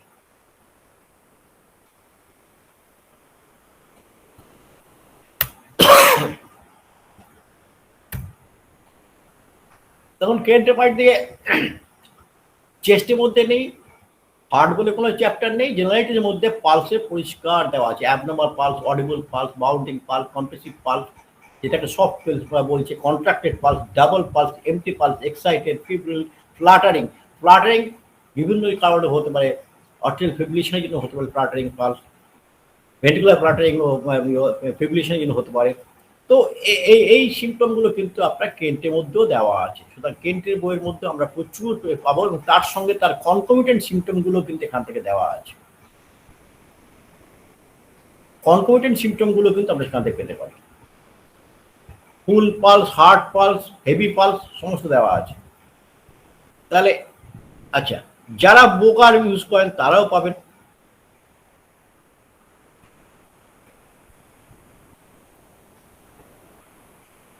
আমাদের হাতে কাছে সবসময় আমরা বরিক ইউজ করি, কিন্তু বরিকে পালস কোথায় পাই?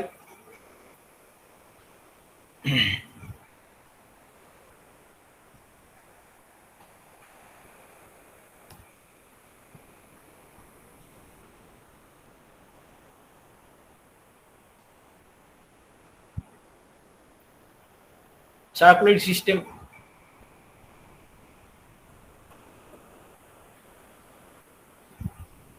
বরিকের মধ্যে দেখুন পালস নিয়ে যা দেওয়া আছে, full round bounding strong felt all over, সেখানে এত মেডিসিন দেওয়া আছে বরিকে।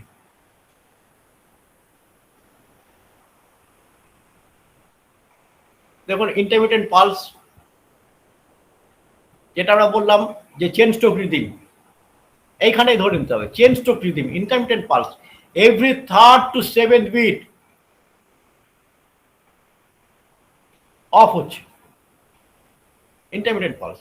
ইরেগুলার, কখনো ফাস্ট হচ্ছে কখনো স্লো হচ্ছে। ট্যাকিকার্ডিয়া, যেটাকে র্যাপিড পালস বলছে। ব্র্যাডিকার্ডিয়া, স্লো পালস বলছে। র্যাপিড পালস ট্যাকিকার্ডিয়াতে কত মেডিসিন পাওয়া যাচ্ছে, ব্র্যাডিকার্ডিয়াতে কত মেডিসিন পাওয়া যাচ্ছে, স্লো পালস। তাহলে আমাদেরকে এইভাবে সবসময় যে আমরা ফিজিওলজির ভাষা অনুযায়ী, ফিজিওলজির টার্ম অনুযায়ী আমরা রেপার্টরিতে পাবো তার নয়, রেপার্টরিতে রেপার্টরি ভাষা দিয়ে খুঁজে আমাদেরকে বের করতে হবে। এইগুলো থেকেই আমরা আমাদের কন্ডিশনগুলো রেপার্টরির সঙ্গে, মেটাবলিটির সঙ্গে, ফিজিওলজির সঙ্গে আমরা কোঅর্ডিনেট করতে পারি। আমি এইটুকু বলে আজকে ডিসকাশন এখানে শেষ করলাম, রাত অনেক হয়ে গেছে। এরপরে যদি কারো কিছু সংযোজন করার থাকে, কারো কিছু প্রশ্ন থাকে, আমি চেষ্টা করব সেটাকে আপনাদেরকে বলার, আপনাদেরকে সাহায্য করা, করার, বোঝানোর। যতটুকু আমার জানা আছে সেইটুকু, তার বাইরে তো পারবো না। এইটুকু বলে আমি সকলকে শুভেচ্ছা জানিয়ে আমার বক্তব্য শেষ করি। ধন্যবাদ শ্রদ্ধেয় অজয় কুমার দাস স্যারকে চমৎকারভাবে পালসের বিষয়গুলো বুঝিয়ে দেওয়ার জন্য, এবং রেপার্টরির মাধ্যমে পালসের যে লক্ষণগুলো আমরা রেপার্টরি থেকে খুঁজে নিতে পারি, আমি কিভাবে আমাদের চিকিৎসা ক্ষেত্রে কাজে লাগাতে পারি সেটারও একটা বাস্তব ভিত্তিক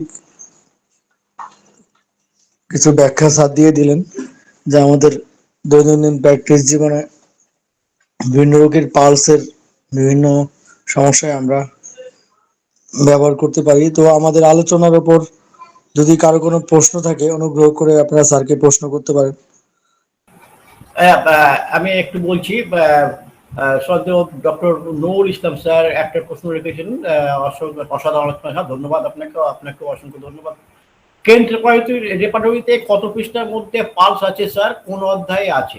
দেখুন, আমি আপনাদের প্রথমেই বলছি, আমি রেপার্টরি এক্সপার্ট নই, রেপার্টরি আমি সবসময় এইভাবে বলতে পারি না। তবুও আমার যেটুকু জানা আছে, যেটুকু দেখলাম আমি, সেটা হচ্ছে কেন্ট রেপার্টরিতে জেনারেটিস চ্যাপ্টারের মধ্যে গিয়ে আপনারা পালস পাবেন। পৃষ্ঠা কত বই দেখে বলে দেবেন, আমি বই এভাবে ইউজ করি না, আমি যেহেতু সফটওয়্যার ইউজ করি সেই জন্য আমি সফটওয়্যার থেকে বলতে পারি। ধন্যবাদ পার্থদা, ধন্যবাদ। আপনি সবসময় পাশে থাকবেন দাদা, আপনার শুভেচ্ছা আমার মাথায় করে থাকুক। শ্রদ্ধেয় ডাক্তার নীলকমল বাবন স্যারকে একটু অনুরোধ করবো স্যারের আলোচনার ব্যাপারে যদি স্যার কিছু বলতেন। শ্রদ্ধেয় ডাক্তার নীলকমল স্যার, শুনতে পাচ্ছেন স্যার? হ্যাঁ, নমস্কার। সংযোজন করার কোনো জায়গায় নেই। ওই প্রশান্ত স্যারের মতো একই কথা বলছি, যা জানতাম তার বেশিরভাগই ভুলে গিয়েছিলাম, অনেক কিছু মনে পড়লো। আর একটা জিনিস মনে হয়, একটা দুঃখ থেকেই যায়, কেন আমি অজয় স্যারের মতো এত ভালোভাবে এই জায়গাগুলোকে পড়াতে পারি না। দেখবেন আমি কোথাও ফিজিওলজি নিয়ে আজ পর্যন্ত চেষ্টা করিনি, কারণ আমি জানি যে এখানে আমার দুর্বলতা আছে। আর এই দুর্বলতাটা কাটিয়ে উঠেছিলাম ছাত্রাবস্থায়। প্রত্যেকটা পালস দেখতাম, জানতাম, বা হাচিনসন থেকে যে সকল পালসের উপরে দেখবেন অদ্ভুত অদ্ভুত সব তথ্য আছে, বাবার কাছে কিছু পেয়েছিলাম। কিন্তু এই কলকাতায় প্র্যাকটিস করে আর এই হলটার মনিটরিং এর রিপোর্টের সাহায্য নিয়ে নিয়ে ওই জায়গাগুলো থেকে সত্যি অনেকখানি দূরে সরে এসেছি। আর যেটা আজকে স্যার যেটা নতুনভাবে সংযোজন করলেন, হ্যাঁ জানতাম, কিন্তু তবু যেন মনে হলো এটা একটা খুব ভালো জায়গা খুঁজে পেলাম, যে পালস দেখে পর্যন্ত আমরা বিভিন্নভাবে বিভিন্ন ওষুধে পৌঁছতে পারি। মানে কখনোই বলবো না, স্যারের কথা টেনেই বলছি, যে বলছেন বলি যে সেটা হবে তা নয়, কিন্তু এই সূত্র ধরে কিন্তু আমরা অনেক অজানা ওষুধের সন্ধান পেতে পারি, হয়তো সেটা দেওয়ার দরকার হতে পারে। এইটি হচ্ছে রেপার্টরির মাহাত্ম্য, যেটা দিয়ে উনি স্যার শেষ করেছেন। খুব ভালো লাগলো, স্যারকে অজস্র ধন্যবাদ জানাচ্ছি। ঠিক এইভাবে থিওরি থেকে শুরু করে একটা প্র্যাকটিক্যাল জায়গায় যে পৌঁছানো, একটা বিশাল জায়গা থেকে শুরু করেছিলেন, আমি ভাবছিলাম যে উনি কোথায় থামবেন, দেখা গেল এত সুন্দর একটা জায়গা গিয়ে থামলেন আমাদের জন্য। তাকে ধন্যবাদ না জানিয়ে আমি পারছি না। স্যার আপনি ভালো থাকুন, নতুন ভাবে আমাদেরকে কিছুদিন একটু শেষের দিকের একটু টিপস দিন, যেটা নিয়ে বাকি জীবনটুকু কাটাতে পারি। নমস্কার sir. Thank you sir, thank you. ধন্যবাদ আমাদের শ্রদ্ধেয় ডাক্তার নীলকমল বাবন স্যারকে। স্যারের মূল্যবান কিছু মতামত, অভিজ্ঞতা স্যার বললেন, যা আমাদের জন্য প্রেরণাদায়ক হয়ে থাকবে। আমরা এই পর্যায়ে ডাক্তার প্রশান্ত রায় স্যারকে কিছু বলার জন্য অনুরোধ করব। Doctor Prashanta Roy sir. অজয় স্যারকে অসংখ্য ধন্যবাদ স্যারের পড়াশোনার তো আমাদের ধারের কাছে সম্ভব নয়। স্যার যদি পারমিশন দেন তাহলে দুই একটা ওষুধ স্যার বলতে পারি। অবশ্যই অবশ্যই পারমিশন দেওয়া প্রথম থেকেই দিয়ে দিয়েছি, যে প্রফেসর আপনি না বলবেন কোথাও কিছু। না স্যার, না স্যার, তবে পালস তো আমাদের একটা খুব মানে নেগলেক্টেড চ্যাপ্টার পড়ে যায়, বা আমরা এখন কয়েকজন ডাক্তার পালস দেখতে পারি, সেটাও একটা বড় সমস্যা আছে। কিন্তু আমরা যদি অ্যালেন সাহেবের বই পড়ি, বেশ অনেক জায়গায় আমাদের কিন্তু লেখা আছে এই পালস কথাটা। পালস কিন্তু মোটেই পার্টিকুলার সিমটমস এর মধ্যে পড়ে না। যেমন আমরা যদি বেলেডোনা দেখি, বেলেডোনাতে লেখা আছে pulse it is a full bounding globular like is a black shoot strike, মানে পরিষ্কার বোঝা যাচ্ছে it is a high volume pulse. এটা সাধারণত জ্বর বা অ্যাংজাইটি এই কন্ডিশন গুলো দেখা যায়, এই জায়গাগুলো আমরা সুন্দর ঢুকতে পারি। আবার যেমন ধরুন আমরা যদি জেলসিমিয়ামে দেখি, জেলসিমিয়ামও কিন্তু সুন্দরভাবে লিখে দিচ্ছে slow pulse of the old age. আমার সামনে পেশেন্ট থাকে অবশ্যই দেখতে পাবো, সেই কন্ডিশন দিয়ে আমরা দেখতে পাচ্ছি। আবার যদি আমি দেখি ডিজিটালিসে যদি দেখি, ওখানে লেখাই আছে পালস ফুল অ্যান্ড ইরেগুলার। এইখানটাই কিন্তু ইয়ে স্যার যেমন বললো যে atrial contraction and ventricular contraction, তখনই এই ডিফেক্ট গুলো দেখা যাচ্ছে। It is a very slow, sir একটু আগেই বললো ইজ আ উইক, পালসের ভলিউমই নেই, পালসের যে রেট সেটাও কিন্তু কম। It is a intermediate every third fifth and seven beat. তার মানে পরিষ্কার বুঝিয়ে দিচ্ছে যে এইখানে পেশেন্টের কিন্তু হচ্ছে আপনার হার্ট ব্লকের একটা জায়গা কিন্তু পরিষ্কার কিন্তু দেখিয়ে দিল। তাহলে ডিজিটালিসের এই সিমটমস। আবার যদি আমরা ক্যালমিয়া ল্যাটিফোলার দিকে যদি আমরা দেখতে পাই, ক্যালমিয়া ল্যাটিফোলাতে ওইখানেও দেখুন পালসের কথা বলছে। Pulse it is a slow scarcely perceptible 35 to 40 per minute, এবং pale face and cold of the extremities. পরিষ্কার বোঝা যাচ্ছে যে ব্লাড সার্কুলেশন ঠিক হচ্ছে না, পেশেন্ট কিন্তু কোলাপসের দিকে যাচ্ছে। It is the complete heart ব্লকের কিন্তু একটা সিমটমস কিন্তু শো করিয়ে দেয়। একদিকে যেরকম আমাদের ডিজিজ ডায়াগনোসিস সম্ভব, পাশাপাশি ভাবে কিন্তু সঠিক মেডিসিন কিন্তু সিলেকশন করা হচ্ছে সম্ভব। পাইরোজেনে যদি আমরা দেখে যাই, ওখানে কিন্তু আমরা দেখতে পাচ্ছি pulse abnormally rapid out all the proportion to the temperature. অর্থাৎ আমরা সবসময় জানি যে পালসের সঙ্গে টেম্পারেচারের একটা রিলেশন আছে, কিন্তু এই জায়গাটাতে দেখা যাচ্ছে যে রিলেশনটা কিন্তু হ্যাম্পার ঘটে যাচ্ছে। This is uncommon peculiar. এই ক্ষেত্রে যেমন ধরুন হচ্ছে second week of the typhoid fever বা ডেঙ্গু ফিভারের ক্ষেত্রে এগুলো আমরা দেখতে পাই, এটাও একটা আনকমন সিমটমস। যেমন পাইরোজেন এবং লিলিয়াম টিক এই কন্ডিশন কিন্তু হচ্ছে শো করে দেয়। আবার যদি আমরা ট্যাবাকামের ক্ষেত্রে যাই, ট্যাবাকামের ক্ষেত্রেও ওইখানেও কিন্তু আমাদের পালসের কথা কিন্তু এইখানটাও কিন্তু হচ্ছে লেখা আছে। পালসের ক্ষেত্রে বলছে দেখুন পালস হচ্ছে কুইক, ফুল অ্যান্ড লার্জ। সাধারণত দেখা যায় যে একটা পেশেন্টের যখন হচ্ছে এই কোলাপসিং কন্ডিশন যায়, তখন পালস ফার্স্টে কুইক থাকে, পরে কিন্তু পালস স্লো বা থ্রেডি কন্ডিশনে চলে আসে। যেমন হচ্ছে small, intermediate, accidentally of the slow, মানে পাচ্ছি কি পাচ্ছি না এইরকম কন্ডিশন। পালস হচ্ছে feeble and irregular, almost imperceptible. কোনো এক সময় ক্ষীণ দেখতে পাচ্ছি, কোনো সময় ক্ষীণ দেখতে পাচ্ছি না। ইট is a complete it is a collapsing কন্ডিশনে এই কন্ডিশনে হয়। তার সঙ্গে যদি কোল্ড সোয়েট থাকে, সেই ক্ষেত্রে আমরা অতি অবশ্যই কিন্তু ট্যাবাকামের কথা কিন্তু ভাববো। এই জিনিসগুলো আমাদের কিন্তু খুব খেয়াল করতে হবে। অথবা আমরা যদি স্পাইজেলিও দেখি, এখানটাতে দেখা যাচ্ছে যে চেস্টের যে পেইন, যতবার পালস বিট হয় ততক্ষণ আমার হচ্ছে চেস্ট পেন। এখানে চেস্ট পেন বলতে হচ্ছে হার্ট পেইনও মোটামুটি ভাবে বোঝা যায়। এইটাই কিন্তু হচ্ছে দেখা যাচ্ছে যে যত বেশি নড়াচড়া করি তখন এইগুলো হয়। যতবার পালস বিট করে ততবার হচ্ছে আমার হচ্ছে এই হার্টের মধ্যে হচ্ছে পেইন দেখা যায়। অথবা আমরা যদি ধরুন হচ্ছে সিকেলিকর যদি আমরা দেখি, যে সিকেলিকরের ওইখানেও কিন্তু পালসের একটা লাইন লেখা আছে, ইট is a small rapid contracted, মানে কন্ট্রাক্টেড মানে হট করে একবার হচ্ছে বেড়ে গেল, যেটা পালসাস অল্টারনেন্সে দেখতে পাই, এবং অফটেন দি ইন্টারমিডিয়েন্ট। কোন এক সময় পাচ্ছে পালস বিট, কোন এক সময় ড্রপ করছে, যেটাকে আমরা বলি হচ্ছে গ্যালোপ রিদম। এই জিনিসগুলো দেখেই কিন্তু আমাদের হার্ট ব্লক আছে কিনা কিছুটা আমরা বুঝতে পারি। এই জিনিসগুলো দেখে আমরা প্র্যাকটিসে যদি আগাই অনেকটা সুবিধা হয়। তাছাড়া পালসের বিশাল দিগন্ত আছে, পালস দিয়েই প্রায় 5 দিন আমাদের কাটিয়ে নেওয়া যায়। যেমন ধরুন একটা ছোট্ট একটা যদি পালসের অনেক জায়গায় আমাদের আছে, যেমন ধরুন একটা পেশেন্টের রাতের বেলা প্রচন্ড বুকে ব্যথা হচ্ছে অর্থাৎ হার্ট ডিস্ট্রেস, এবং এট নাইট তার সঙ্গে পালস হচ্ছে খুব কুইক, অর্থাৎ যেটাকে আমরা tachycardia, simple medicine it is arnica, এরকম লট অফ মেডিসিন আছে। ধন্যবাদ স্যার অনেকটা সময় নষ্ট করার জন্য। ধন্যবাদ, অসংখ্য ধন্যবাদ। আমরা এর সাথে সাথে প্রশান্ত স্যারকে পেয়ে আমাদের এইটি সুবিধা হয়, উনি প্রচুর মেডিসিন এইভাবে আমাদেরকে বলে সাহায্য করেন। আমি একটা জিনিস বলতে ভুলে গেছি, যেটা আমি ওভারলুক করে গেছি, যেটা হচ্ছে অনেক সময় দেখা যায় যে পালস রেট আমরা দেখছি, তার ধরুন পালস রেট আছে 84 বা 86 বা 88 বা একটা কিছু আমরা পেয়েছি, অথচ পেশেন্ট বলছে আমার বুকটা সবসময় প্যালপেট করছে, ধর ধর ধর ধর ধর ধর ধর করছে। আমরা যদি স্টেথো দিয়ে তার চেস্টকে যদি আমরা দেখি, হার্ট কন্ডিশনটা যদি দেখি, তখন দেখা যাচ্ছে পালস রেটের সঙ্গে হার্ট রেটে কোনো রিলেশন নেই। আমরা নর্মালি জানি যতগুলো হার্টবিট হয় ততগুলো পালস রেট পাওয়া যায়, কিন্তু দেখা যাচ্ছে যে যে হার্ট রেট অনেক ফাস্ট, অনেক অনেক ফাস্ট, সেই জায়গায় পালস রেট কম আসছে। তাই এখানে তার প্রেশারটাও হয়তো বেশি থাকতে পারে। এখানে দেখতে হবে যে দুটো জায়গা হতে পারে, একটা অর্ট্রিয়াল ফিব্রিলেশন হতে পারে, একটা ভেন্ট্রিকুলার ফিব্রিলেশন হতে পারে।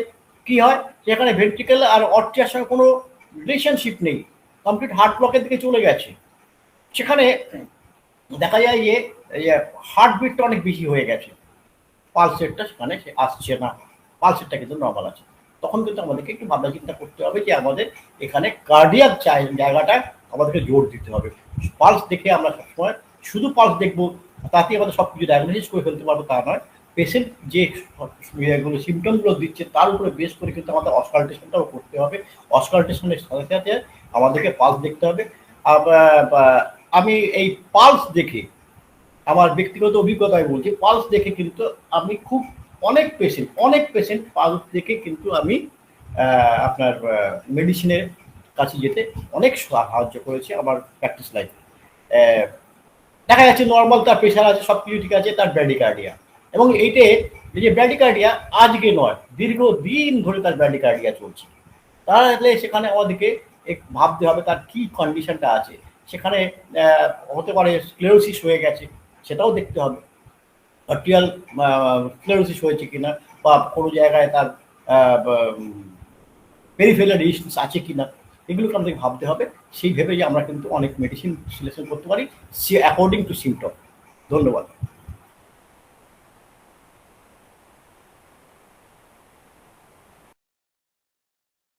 ধন্যবাদ প্রশান্ত স্যার এবং অজয় স্যারকে, আবারও কিছু জিনিস সুন্দরভাবে বুঝিয়ে দিলেন, স্যারদের মাধ্যমে আমরা আরো কিছু জানলাম। আমরা এবার ডেকে নিতে চাচ্ছি, আমাদের একজন স্যার আছেন আমাদের সাথে, Biswanath Dutta sir hand rise করেছেন। স্যার কিছু বলুন স্যার। স্যার শুনতে পাচ্ছেন স্যার? বিশ্বনাথ দত্ত স্যার। হ্যাঁ, নমস্কার। খুব অসাধারণ আলোচনা। আমার একটা প্রশ্ন ছিল যে গতকাল একটা পেশেন্ট দেখতে গেছিলাম, জ্বর।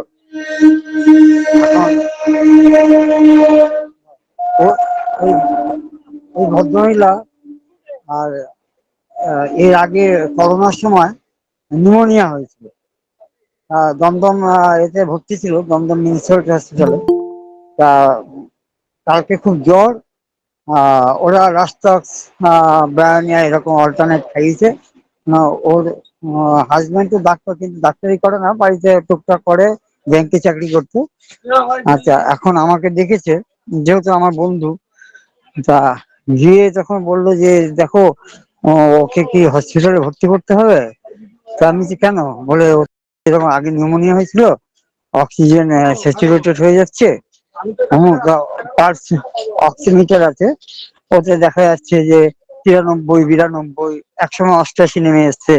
হ্যাঁ, তা আমি সে বুকটা দেখলাম, দেখি বুকটার আওয়াজ ভালো, আবার ওর ছেলেকে শোনালো, ওনাকে দেখো বুক তো পরিষ্কার আছে। তা হ্যাঁ, আর একটা প্রসেস আছে যে একটা চামচ, হালকা চামচ দিয়ে ওই পেটের কাছে রেখে গুনছিলাম, তা 33 হয়েছে। আর জ্বর তখন ছিল 102.6। হ্যাঁ, তা 33 হয়েছে। আর এদিকে পালস আমি দেখলাম, পালস হচ্ছে 133। হ্যাঁ, তা এখন আমি বলছি দেখো 4:1 হচ্ছে পালস থাকে। 4:1 এর মধ্যে যদি মানে 2:2 হয় তাহলে নিউমোনিয়া বলে। হ্যাঁ, তা 4:1 এর মধ্যে যদি 72 থাকে তাহলে 18 হচ্ছে পালস, ইয়ে ইন্সপিরেশন মানে শ্বাস প্রশ্বাস নেওয়া যায়, 18 হবে। তা এ হচ্ছে 4:1। আর যদি 36 বা 41 হয়ে যায় তাহলে বা কণ্ঠটা যদি নেমে যায়, ওঠে, তাহলে ফুসফুসের ভিতর তো নিউমোনিয়া যাচ্ছে না। ওই ওকে ও যেহেতু ডাক্তার, ওকে বোঝাচ্ছি যে ফুসফুসের আর্ধেকটা জায়গায় নিউমোনিয়া মানে ইয়া মানে লাংস ইনফ্লামেশন, একটা প্রদাহ থাকে। তা সেটা নেই, তোমার কোনো ভয় নেই, এটা ইনফ্লুয়েঞ্জা না, এটা ইয়ে না, নিউমোনিয়া না। তা বলছে ওখানে 33 হচ্ছে। এখন আমার প্রশ্ন হচ্ছে কি, যে পালস রেটের সাথে কি শ্বাস প্রশ্বাসের এই যে ব্যাপারটা, যাদের অনেক সময় অনেক মেয়েরা আসে, দৌড়ে আসে, তাদের 130 টেকিকার্ডিয়া, তখন কি এই রেশিওটা চলবে? মানে নিঃশ্বাস প্রশ্বাসের যে রেশিওটা 4:1, এই রেশিওটাতে চলবে? 130 হলে তাহলে আপনার ওখানে হলো 25, আর এদিকে হলো 8ই ধরলাম বা 60, তাহলে 32 হয়ে যাচ্ছে। হ্যাঁ, 32। এই 32 নিঃশ্বাসটা যে নিচ্ছে, ইন্সপিরেশন করছে, সেটা এই রেশিওতে চলবে? এই প্রশ্নটা ছিল টেকিকার্ডিয়ার বেলা বা এই জ্বরের বেলা। স্যার যদি একটু আমাদের পরিষ্কার করে বলে দেন। ট্যাকিকার্ডিয়া কতগুলো ফিজিওলজিক্যাল কন্ডিশনে আপনার বাড়বে, হ্যাঁ, এটা একদম পরিষ্কার। আপনি তাহলে নিঃশ্বাস, দৌড়ে এসছে, হ্যাঁ, তার একটা ফিজিওলজিক্যাল কন্ডিশন। সেই সময় আপনার পালস রেটটা বেশি হলো, এটা কিন্তু আপনার ট্যাকিকার্ডিয়া ধরবেন just for the time being, এটা তার নর্মাল কন্ডিশন। সেই যখন রেস্ট কন্ডিশনে থাকছে, তখন আপনি তার পালস বিটটা দেখুন, তার ট্যাকিকার্ডিয়া আছে কিনা। তাহলে আপনি বুঝতে পারবেন তার সে অ্যাকচুয়ালি তার হার্ট বিটিংটা অনেক বেশি হচ্ছে কিন্তু। তার যে দৌড়ে এলো সেটা দিয়ে আপনি কিন্তু সঙ্গে সঙ্গে তার হার্ট কন্ডিশনটাকে সেখানে আপনি ধরতে পারবেন। রেসপিরেশনের সঙ্গে যখন ফিভার হচ্ছে, ফিভারে একদম পরিষ্কার, আমরা প্রত্যেকেই জানি 1 ডিগ্রি বাড়ে যখন টেম্পারেচার, তখন আমাদের 10 পালস রেট বাড়ে। 1 ডিগ্রি যখন আমাদের টেম্পারেচার বাড়ে, তখন কিন্তু আমাদের 10 হ্যাঁ, পালস রেট বাড়ে। হ্যাঁ, এই রেশিওটা কিন্তু আপনার নর্মাল। হ্যাঁ, যদি এর বাইরে কিছু হয়, দ্যাট ইজ দ্য ইরেগুলার, হ্যাঁ, দ্যাট ইজ দ্য ইরেগুলার। হ্যাঁ, আপনার রেসপিরেশনের সঙ্গে যে আপনি যেটা বলছেন, রেসপিরেশনের সঙ্গে এবারে দেখতে হবে যে শুধু কি আপনার ওই নিউমোনিয়ার জন্য আপনি যে ফর্মুলাটাকে যেটা বললেন, সেইটার সাথে আপনার কি ওই যেটা বললাম একটু আগে, যে পালসাস প্যারাডক্স আছে, আমাদের ইন্সপিরেশন আর ইয়েটা যখন ইন্সপিরেশনের সময় আমাদের ইনক্রিজ করবে, আর এক্সপিরেশনের সময় এই ইন্সপিরেশনের সময় ডিক্রিজ করবে, ইন্সপিরেশনের সময় সেখানে এক্সপিরেশনের সময় সেটা ইনক্রিজ করবে, এই কন্ডিশনটা যদি থাকে তাহলে সেখানে ঠিক আছে। তার জন্য আমাদের যে স্পেকট্রোমিটার আছে, তার দিয়ে আমরা মেজারমেন্ট করে যদি দেখি, দুটো ডিফারেন্স যদি 5 to 10 millimetre micrometre by mercury যদি হয়ে থাকে, দ্যাট ইজ দ্য নর্মাল। এর বাইরে যদি এক্সেস হয়ে যায়, 10-এর মোর দেন 10 হয়ে গিয়ে থাকে, তখন কিন্তু এই পালসিস প্যারাডক্সাস সেই জায়গায় আসে। তো নিউমোনিয়ার সঙ্গে কিন্তু আপনি এটাকে ওইভাবে মিলিয়ে দেওয়ার চেষ্টা করবেন না, তাতে মনে হয় খুব আসবে না।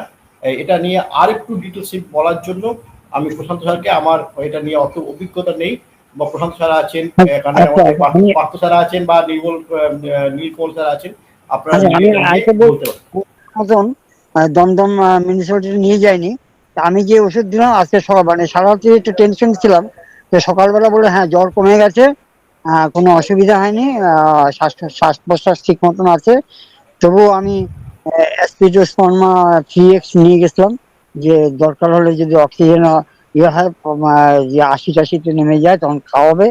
আর এমনিতেও ওর সিমটম ছিল জেলসিমিয়াম, জেলসিমিয়াম 30তেই কমে গেছে, জ্বর এখন ভালো।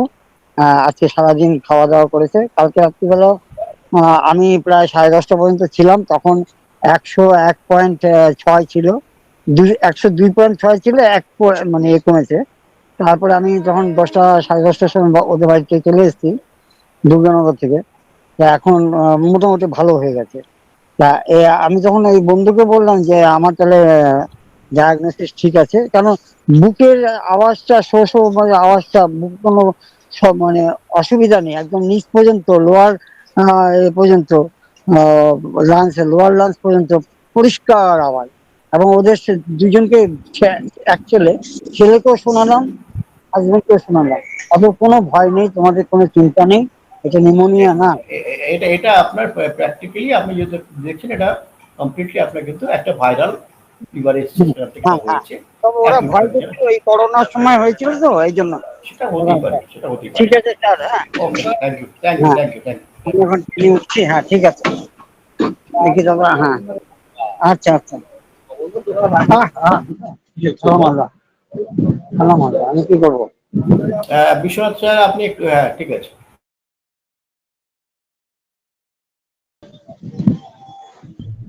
ধন্যবাদ বিশ্বনাথ স্যারকে প্রশ্ন করার জন্য। আমরা আমাদের আজকের আলোচনার আজকের ক্লাসের প্রায় শেষ পর্যায়ে চলে এসেছি। আমি শ্রদ্ধেয় ডাক্তার পার্থপ্রদীপ স্যারকে কিছু বলার জন্য অনুরোধ করছি, এবং স্যারের আলোচনার মাধ্যমে আজকে আমাদের ক্লাসের সমাপ্তি হবে। স্যার কি শুনতে পাচ্ছেন স্যার? হ্যাঁ, শুনতে পাচ্ছি। ধন্যবাদ পরিচালক অনিল স্যার। আর আমাদের অজয় দাস স্যারকে তো অনেক অনেক থ্যাংক স্যার। রুদ্র নীলকমল বর্মন স্যার, রুদ্র প্রশান্ত স্যার, বিশ্বনাথ, সকলকে ধন্যবাদ জানাচ্ছি। দীর্ঘদিন ধরেই একটা এই পার্সের উপরে নজর ছিল আর কি। অনেকাংশে স্যারকে পূর্ণ করেছেন, এটা অনবদ্য লেকচার। এখনো অনেক কিছু শেখার আছে, অনেক কিছু মনে পড়ছে এই আর কি। কিন্তু হাত থেকে গেছে বহু কিছু, আসলে পালস লেখার স্মৃতিও নেই। আর আমাদের হোমিওপ্যাথিক ডাক্তারদের তো আমরা রোগীদের পালসটা দেখতেই চাই, গায়ে হাত দিই না, এরকম ব্যাপার।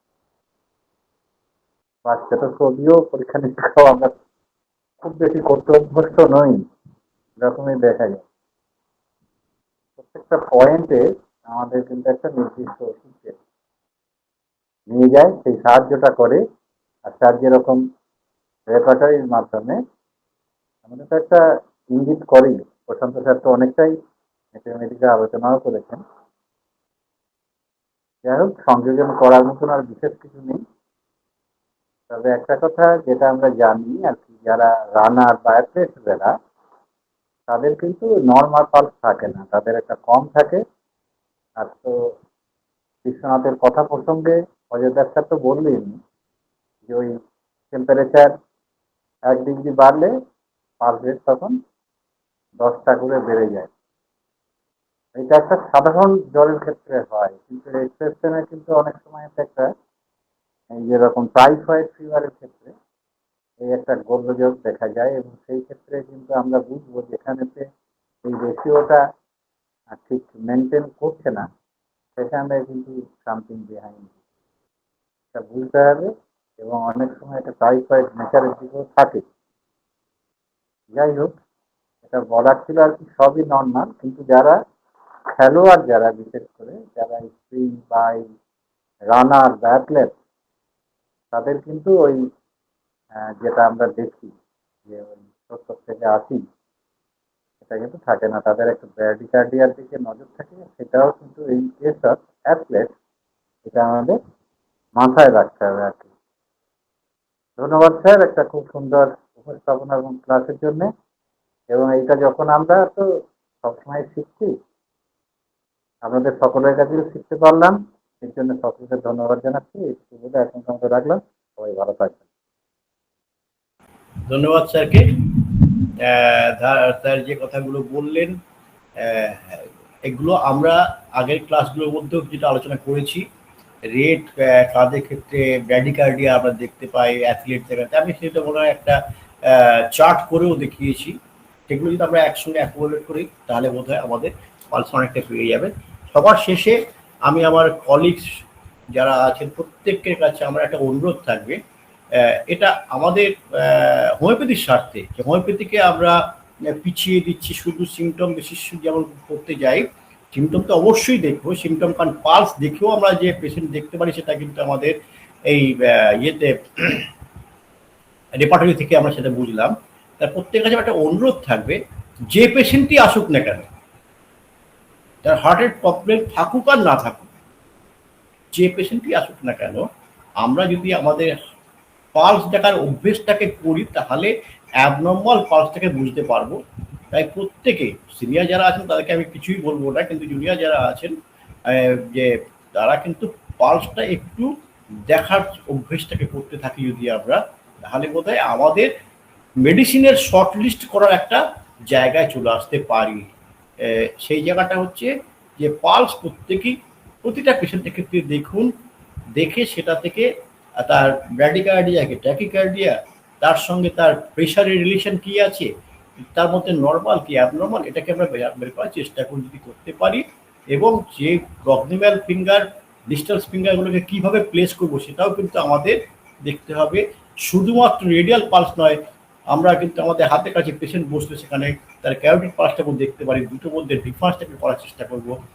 কিছুই না, আমরা শুধু দেখব 10 সেকেন্ডে কতগুলো বিট হচ্ছে, 10 সেকেন্ডে কতগুলো পালস রেট পাচ্ছি, 10 সেকেন্ডে যতগুলো পালস বিট পাচ্ছি মাল্টিপ্লাই বাই 6 করলে পার মিনিট বেরিয়ে যাবে। এই যে অভ্যেসটাকে যদি আমরা করতে থাকি তাহলে কিন্তু আমরা শুধু তার সিমটমের দিকে যেমন বসে থাকবো, আজকের দিনে দাঁড়িয়ে মডার্ন মেডিসিনের সঙ্গে যদি আমরা পাল্লা দিতে চাই, তাদের ডায়াগনোসিস তারা অনেক, যারা অনেক ঘেটে যখন আমাদের কাছে আসে তারা একটা ডায়াগনোসিস করে নিয়ে আসে, সেই ডায়াগনোসিসটা সঠিক কিনা সেটাও কিন্তু দেখতে আমাকে অনেক হেল্প করবে। তাই আমাদের এই অভ্যেসগুলোকে একটুখানি করার জন্য সকলের কাছে আমার একটা বিনীত অনুরোধ থাকবে, তাহলে আমরা আমাদের হোমিওপ্যাথিকে অনেকটা এগিয়ে নিয়ে যেতে পারবো, মডার্ন মেডিসিনের সঙ্গে আমরা ডিফারেন্সিয়েট করতে পারবো। যেমন আমি একটা সাধারণ উদাহরণ দিচ্ছি, আমি খুব সাধারণ উদাহরণ। কদিন আগে আমার এক পরিচিত পেশেন্ট, আমার খুব আমার সিনিয়র একজন অফিসার ছিলেন, তিনি আমাকে হঠাৎ দুপুরবেলায় ফোন করে বলছেন যে, আরে অজয়, আমার তো মারাত্মক অবস্থা। কি হয়েছে আপনার? বলে, আরে আমার প্রোটিন দেখাচ্ছে 68। প্রোটিন 68? বলে, হ্যাঁ, আমি তো এটা দেখে তো ঘাবড়ে গেছি, আমার ব্লাডে প্রোটিন 68 দেখাচ্ছে। সেখানে আমি তো অমুককে ফোন করলাম, সেও কার্ডিওলজিস্ট, তাকে বলতে বলে, আরে তুমি এখানে আমাদের পোর্টের হাসপাতালে করেছো, তুমি ওখানে বাদ দিয়ে বাইরে একটা টেস্ট করে নাও, তুমি ওখান থেকে বাইরেতে একটা এলএফটি করো, একটা লিপিড করো, করে তুমি দেখে নাও। তিনি তার কথা শুনেছেন, তিনি একজন নার্ভাস হয়ে গেছেন, খুব নার্ভাস লোকটি। তো আরেকজনকে ফোন করেছেন, সবাইকে, তার সমস্ত এমবিবিএস এমডি কার্ডিওলজিস্ট তাদেরকে ফোন করি, 2-3 জনকে ফোন করে তারা প্রত্যেকেরই কথা, রিপোর্টে ঠিক নেই, তোমরা বাইরে, তুমি একটা বাইরে থেকে করে নাও। আমাকে যখন ফোন করলো যে অজয় আমার 68 হয়ে গেছে, কি করবো বল, আমি একে ফোন করছি, ওকে ফোন করবো, তাতে এই কথা বলছে, কোথায় যাবো, কোথায় টেস্ট করবো, তুমি আমাকে সাজেশন দাও। দাঁড়ান, প্রত্যেকে করেছেন, পোর্ট থেকে করেছি। ঠিক আছে, আপনার রিপোর্টটা হাতে কাছে? হ্যাঁ, হাতে কাছে আছে। আপনার প্রোটিন কত দেখাচ্ছে? 68। তার নিচে কি আছে? অ্যালবুমিন কত দেখিয়েছে? 3.6। তার নিচে কি আছে? গ্লোবুলিন, সেটা কত দেখিয়েছে? 3.2। দুটো যোগ করলে কত হয়? 6.8। আমার ওই পয়েন্টটা ওখানে প্রিন্টিং মিস্টেক হয়েছে, পয়েন্টটা প্রিন্টিং মিস্টেক হয়েছে, সেটা দেখুন 6.8 হবে। আপনার 68 নয়, 6.8 হচ্ছে আপনার প্রোটিন। সুতরাং এটা আপনি নর্মালের মধ্যে আছেন। যেহেতু আমি হোমিওপ্যাথ, তার কাছে এটা ততটা অ্যাকসেপ্টেবল না হলেও তিনি কিন্তু সেটাকে মেনেছেন। এমন কিচ্ছু না, আপনি চলে যান, আমি পোর্টের হাসপাতালে যে আছেন, প্যাথোলজিস্ট আছেন, ডক্টর শর্মিষ্ঠা চক্রবর্তী, ওনাকে গিয়ে বলবেন যে আমার কি করে এত প্রোটিন হলো, এবং তারপরে তিনি কি বলে আপনি দেখুন, নিশ্চয়ই তিনি বলবেন এটা প্রিন্টিং মিস্টেক হয়েছে। আপনাকে কম্পিউটার খুলে দেখিয়ে দেবে, কম্পিউটারের মধ্যে কিন্তু 6.8 লেখা আছে, যখন প্রিন্ট আউট বেরিয়েছে সেখানে আপনার কালির ডটটা পড়েনি। এবং যথারীতি তিনি তারপরে দিনই গেছেন ওখানে, গিয়ে তাকে যখন বলেছেন, উনি খুব টেনসড হয়ে গেছেন। তিনি বললেন, অ্যাপোলজি চেয়েছেন, ভুল হয়েছে, এটা আমাদের দেখা উচিত ছিল, এটা 6.8 হবে। আমার প্রশ্ন যে এই জায়গাটায় আমি তাকে এও বলেছিলাম, দেখুন আপনি সব কিছু জানবেন, জেনে কিন্তু আপনি আমার নামটা করবেন না, একজন হোমিওপ্যাথ ডাক্তার বলেছে এই ভুলটা হয়েছে, কারণ বড় বড় কার্ডিওলজিস্ট আপনাকে বলেছে তো অন্য জায়গায় করতে। আমি আপনাকে বলছি আপনি কিন্তু এটা বলবেন না। আমি তাকে একদম ডাইরেক্টলি কথাই বলেছি, না না আমি বলবো, আমি বলবো। কিন্তু প্র্যাকটিক্যালি কিন্তু আপনাকে বলেননি যে একজন হোমিওপ্যাথ ডাক্তার আমাকে এই ভুলটা ধরে দিয়েছে, যারা অন্য বড় বড় এমডি বা কার্ডিওলজিস্ট আমাকে এই ভুলটা ধরাতে পারেনি যে আপনাদের টাইপের মিস্টেক হয়েছে। তিনি যথাযথ বলেননি। তারপরে আমাকে বলেছে, না আমি তোমার কথাটা বলিনি, বলতে ভুলে গেছি, ইন্টেনশনালি বলেনি। কিন্তু না বললেও তার কাছে আমি এইটে অন্তত এই জায়গাটা এলাম যে একজন হোমিওপ্যাথ যেটা করতে পারে একটা বড় কার্ডিওলজি বা একটা এলোপ্যাথ সেটা করতে পারে না, কারণ আমার এই সেন্সটা আছে বলে। সেই জন্য আমাদের মনে হয় এই ধরনের অভিজ্ঞতার জন্য আমরা চ্যালেঞ্জ করতে পারি, সেই জ্ঞান অর্জন করার জন্য আমাদের প্রত্যেকের পালসটাকে দেখাটাকে অভ্যেস করা খুব জরুরি, খুব জরুরি। পালস দেখবেন, পালসে কোনো ইরেগুলারিটি হলে সঙ্গে সঙ্গে স্টেথো দিয়ে অসকালটেট করে হার্টের 4টে পয়েন্টে স্টেথোটা প্লেস করে দেখবেন বিটগুলো কীরকম আসছে, ইরেগুলার কি রেগুলার, তার সাউন্ডগুলো কেমন আসছে, এটা একটু দেখবেন। শুধু নর্মালটাকে দেখার জন্যই অ্যাবনর্মালিটি পরে বের করবে। ধন্যবাদ। যদি যেটুকু বললাম যদি আপনাদের কারো কোনো উপকারে লাগে চেষ্টা করবে। ধন্যবাদ সবাইকে, শুভরাত্রি। ধন্যবাদ অযোধ্যা স্যারকে, চমৎকার ভাবে তার ওনার অভিজ্ঞতাটি শেয়ার করলেন। আরো ধন্যবাদ জানাচ্ছি পার্থপ্রদীপ স্যারকে, উনি বিশেষ ক্ষেত্রে বা বিশেষ ক্রীড়াবিদ বা অন্যান্য ক্ষেত্রে পালসের যে ব্যতিক্রম থাকে সেটাও বলেছেন। আমি শ্রদ্ধেয় গিরিদাস স্যারকে ডাকতে ভুলে গিয়েছিলাম। স্যার আপনি সর্বশেষ যদি কিছু বলতেন স্যার আজকের ক্লাসের ব্যাপারে। স্যার কি শুনতে পাচ্ছেন স্যার? আমাকে না ডাকলেও চলতো, এতক্ষণ যা শুনলাম তার অতিরিক্ত বলার কিছু নেই। আমাদের অজয় দাস স্যার নাড়ি টেপা ডাক্তার, এখন এই নাড়ি টেপা ডাক্তার নিয়ে একটা কবিতা টবিতাও ছিল বোধহয়। তো খুব ভালো লাগছিল, মানে যেটা মাথার মধ্যে ঢুকলো যে ফ্লাটারিং, যে শব্দটা স্যার উচ্চারণ করেছেন, মানে নেট্রামিউরে পরিষ্কার লেখা আছে যে হার্ট ফ্লাটার্স।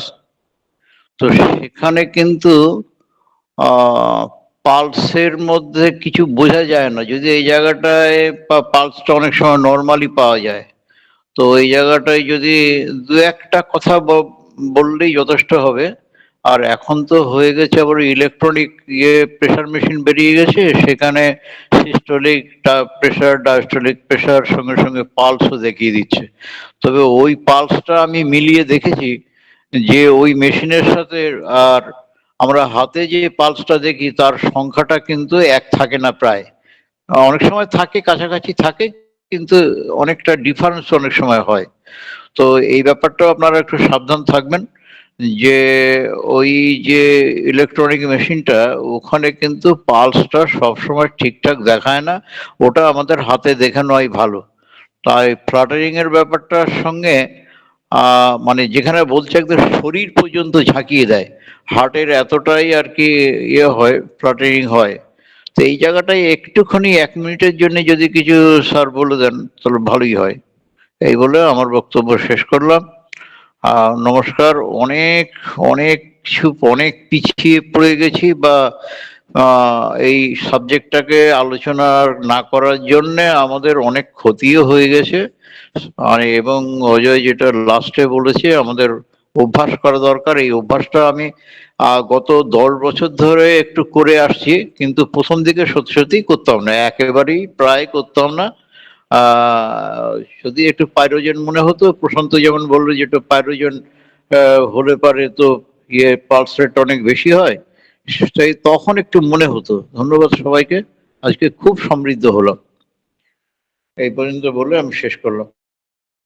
হ্যাঁ ধন্যবাদ স্যার। আপনি ফ্লাটার যে কথাটা বলেছেন, যখন এই ফ্লাটার আমরা দেখবো আমাদেরকে দুটোভাবে দেখতে হবে। প্রথম হচ্ছে আমার কাছে যখন পেশেন্ট বসে আছে তখন আমরা যে হার্টবিটের সঙ্গে আমি যখন পালসের কোনো রিলেশনশিপ পাচ্ছি না, তখন অনেক ফার্স্ট তার হচ্ছে, সেক্ষেত্রে আমাদের 4টে পয়েন্টে আমরা চেস্ট পিস বসাই। একটা হচ্ছে অ্যাপেক্স মাইট্রাল ভালভের যে সাউন্ডটা পাই, আর একটা ট্রাইকাসপিড ভালভ, একটা অ্যাওটিক ভালভ, একটা পালমোনারি ভালভ। তো এই অ্যাপেক্সির যেটা বা মাইট্রাল ভালভের যে সাউন্ডটা, সেটাকে দেখব। সেটা কোথায় দেখব? আমাদের জাস্ট নিপিলের নিচে, mid line, mid clavicular line, যেখানে ফিফথ ইন্টারকস্টাল স্পেসে মিট করেছে। তাই ক্ল্যাভিকেল থেকে যদি আমরা একটা স্ট্রেট লাইন টানি, সেটা কিন্তু নিপিলের উপর দিয়েই যাবে, এবং ফিফথ ইন্টারকস্টাল স্পেসটা হচ্ছে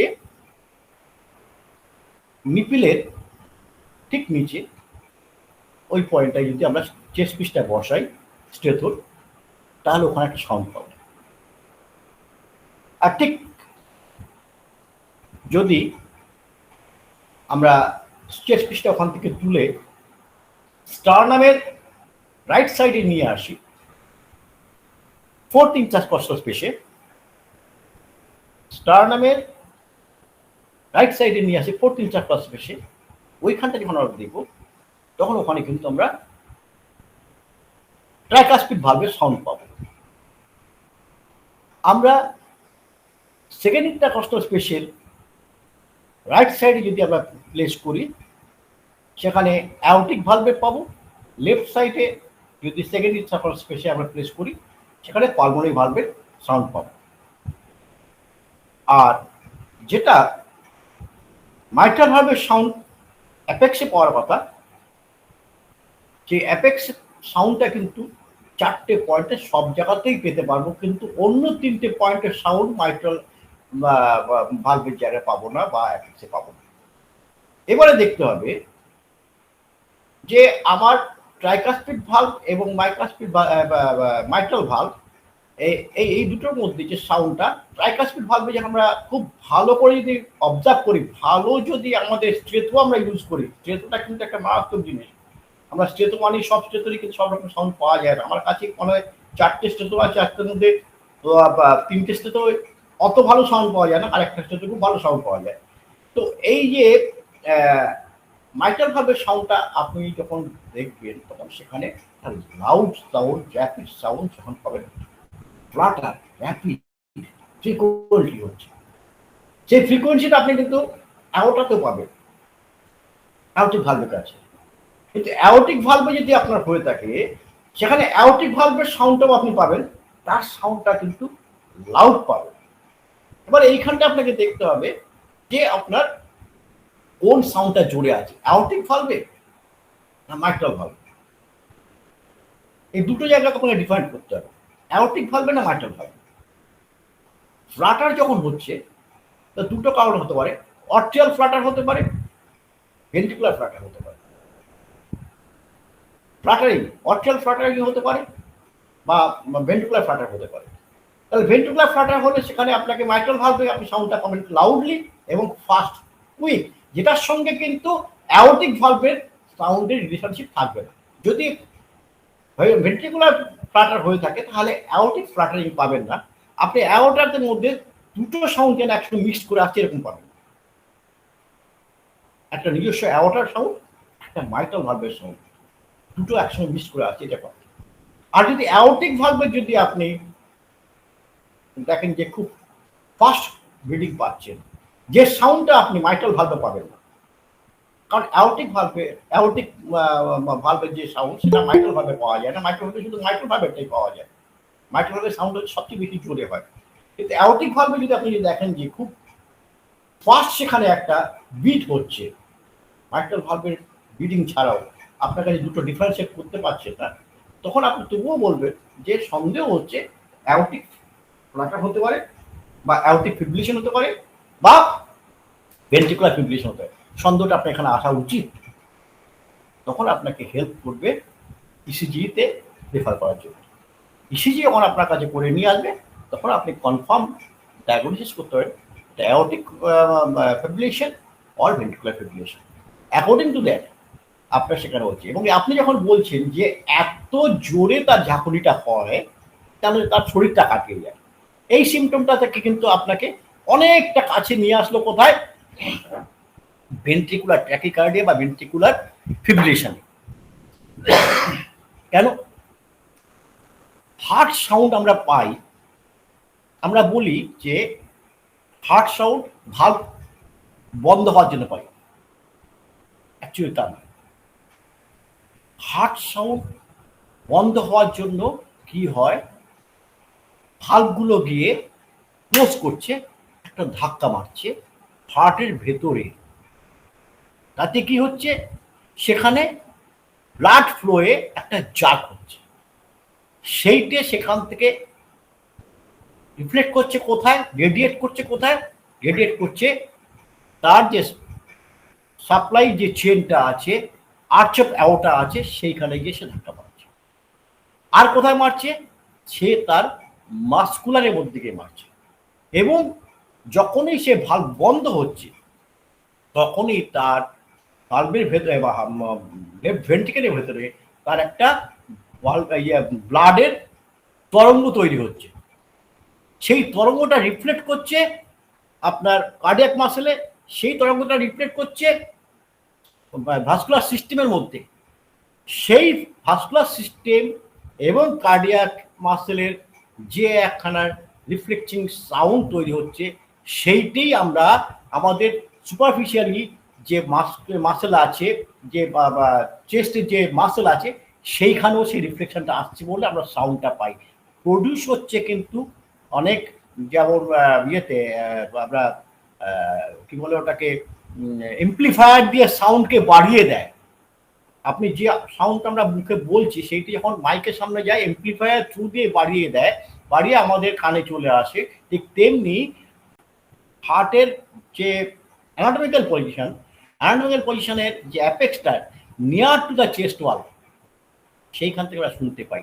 তো এইখান থেকে যদি এই ধাক্কাটা তার মনে হয় বডি ঝাঁকুনি দিয়ে দিচ্ছে, তখন আমার কাছে এটা মনে হয় এটা ভেন্ট্রিকুলার ফিব্রিলেশন বা ভেন্ট্রিকুলার ট্যাকিকার্ডিয়া এখানে তৈরি হয়েছে। তাতে এই জিনিসটা হচ্ছে, এখানে কোনো মায়োপ্যাথি এখানে তৈরি হয়েছে বলে আমার মনে হচ্ছে না, বা মায়োকার্ডিয়াল ইনফ্রাকশন হয়েছে বলে মনে হচ্ছে না। যখন আপনি এটা কমপ্লিটলি একটা ইসিজি করবেন, সেখানে আপনি দেখবেন সবার আগে যে ফিব্রিলেশনটা যখন হবে, তখন পি ওয়েভ এবং কিউআরএসটি ওয়েভ এর মধ্যে ডিফারেন্সগুলোকে দেখবেন কত কুইক সেখানে চলছে। এটা থেকে আরও একটা জিনিস, যে আপনার পি ওয়েভ আর কিউআরএসটি ওয়েভ, এই যে দুটো ওয়েভ, দুটোর মধ্যে ডিফারেন্সটা কোথায় আসছে। যদি দেখেন কোনো ইরেগুলারিটি আছে, যে পি আসছে কিন্তু কিউআরএসটি আসছে না, বা কিউআরএসটি বারবার আসছে, পি আসছে না, এখানে কিন্তু আপনি ডিফারেন্স করতে পারবেন যে এটা ভেন্ট্রিকেলের ওয়েভ নাকি এটা অর্টিয়ার ওয়েভ। দুই হচ্ছে, আপনার এখানে যখন ভেন্ট্রিকেলের ওয়েভ পাবেন, সেখানে আপনি কিন্তু পরিষ্কার যে তার বডি ঝাঁকুনিটা হবেই হবে, খুব লাউডলি হচ্ছে। এখানে ভেন্ট্রিকুলার ফিব্রিলেশন বা ভিটি বলা হয়, ভেন্ট্রিকুলার ট্যাকিকার্ডিয়া, এটা আপনি সেখানে পেয়ে যাবেন। মনে হয় আমি কিছুটা সংযোজন করে আপনাদেরকে বোঝাতে পারলাম, চেষ্টা করেছি, জানি না সম্মুখে করতে পারলাম। অনেক অনেক ধন্যবাদ, অনেক অনেক ধন্যবাদ, অনেক অনেক ধন্যবাদ। মানে ব্যাপারটা কিছুটা সব তো বুঝতে পারবো না, তো এই বিদ্যা আমার যথেষ্ট নয়, তবু যতটা পারলাম খুব ভালো লাগলো। ভালো থাকো। ধন্যবাদ। আজকের যদিও সময় শেষ, কিন্তু ক্লাসের ডিমান্ড অনুযায়ী আমরা আজকে এতদূর সবাই শুনলাম বা শুনতে বাধ্য হলাম বা বাধ্য থাকলাম।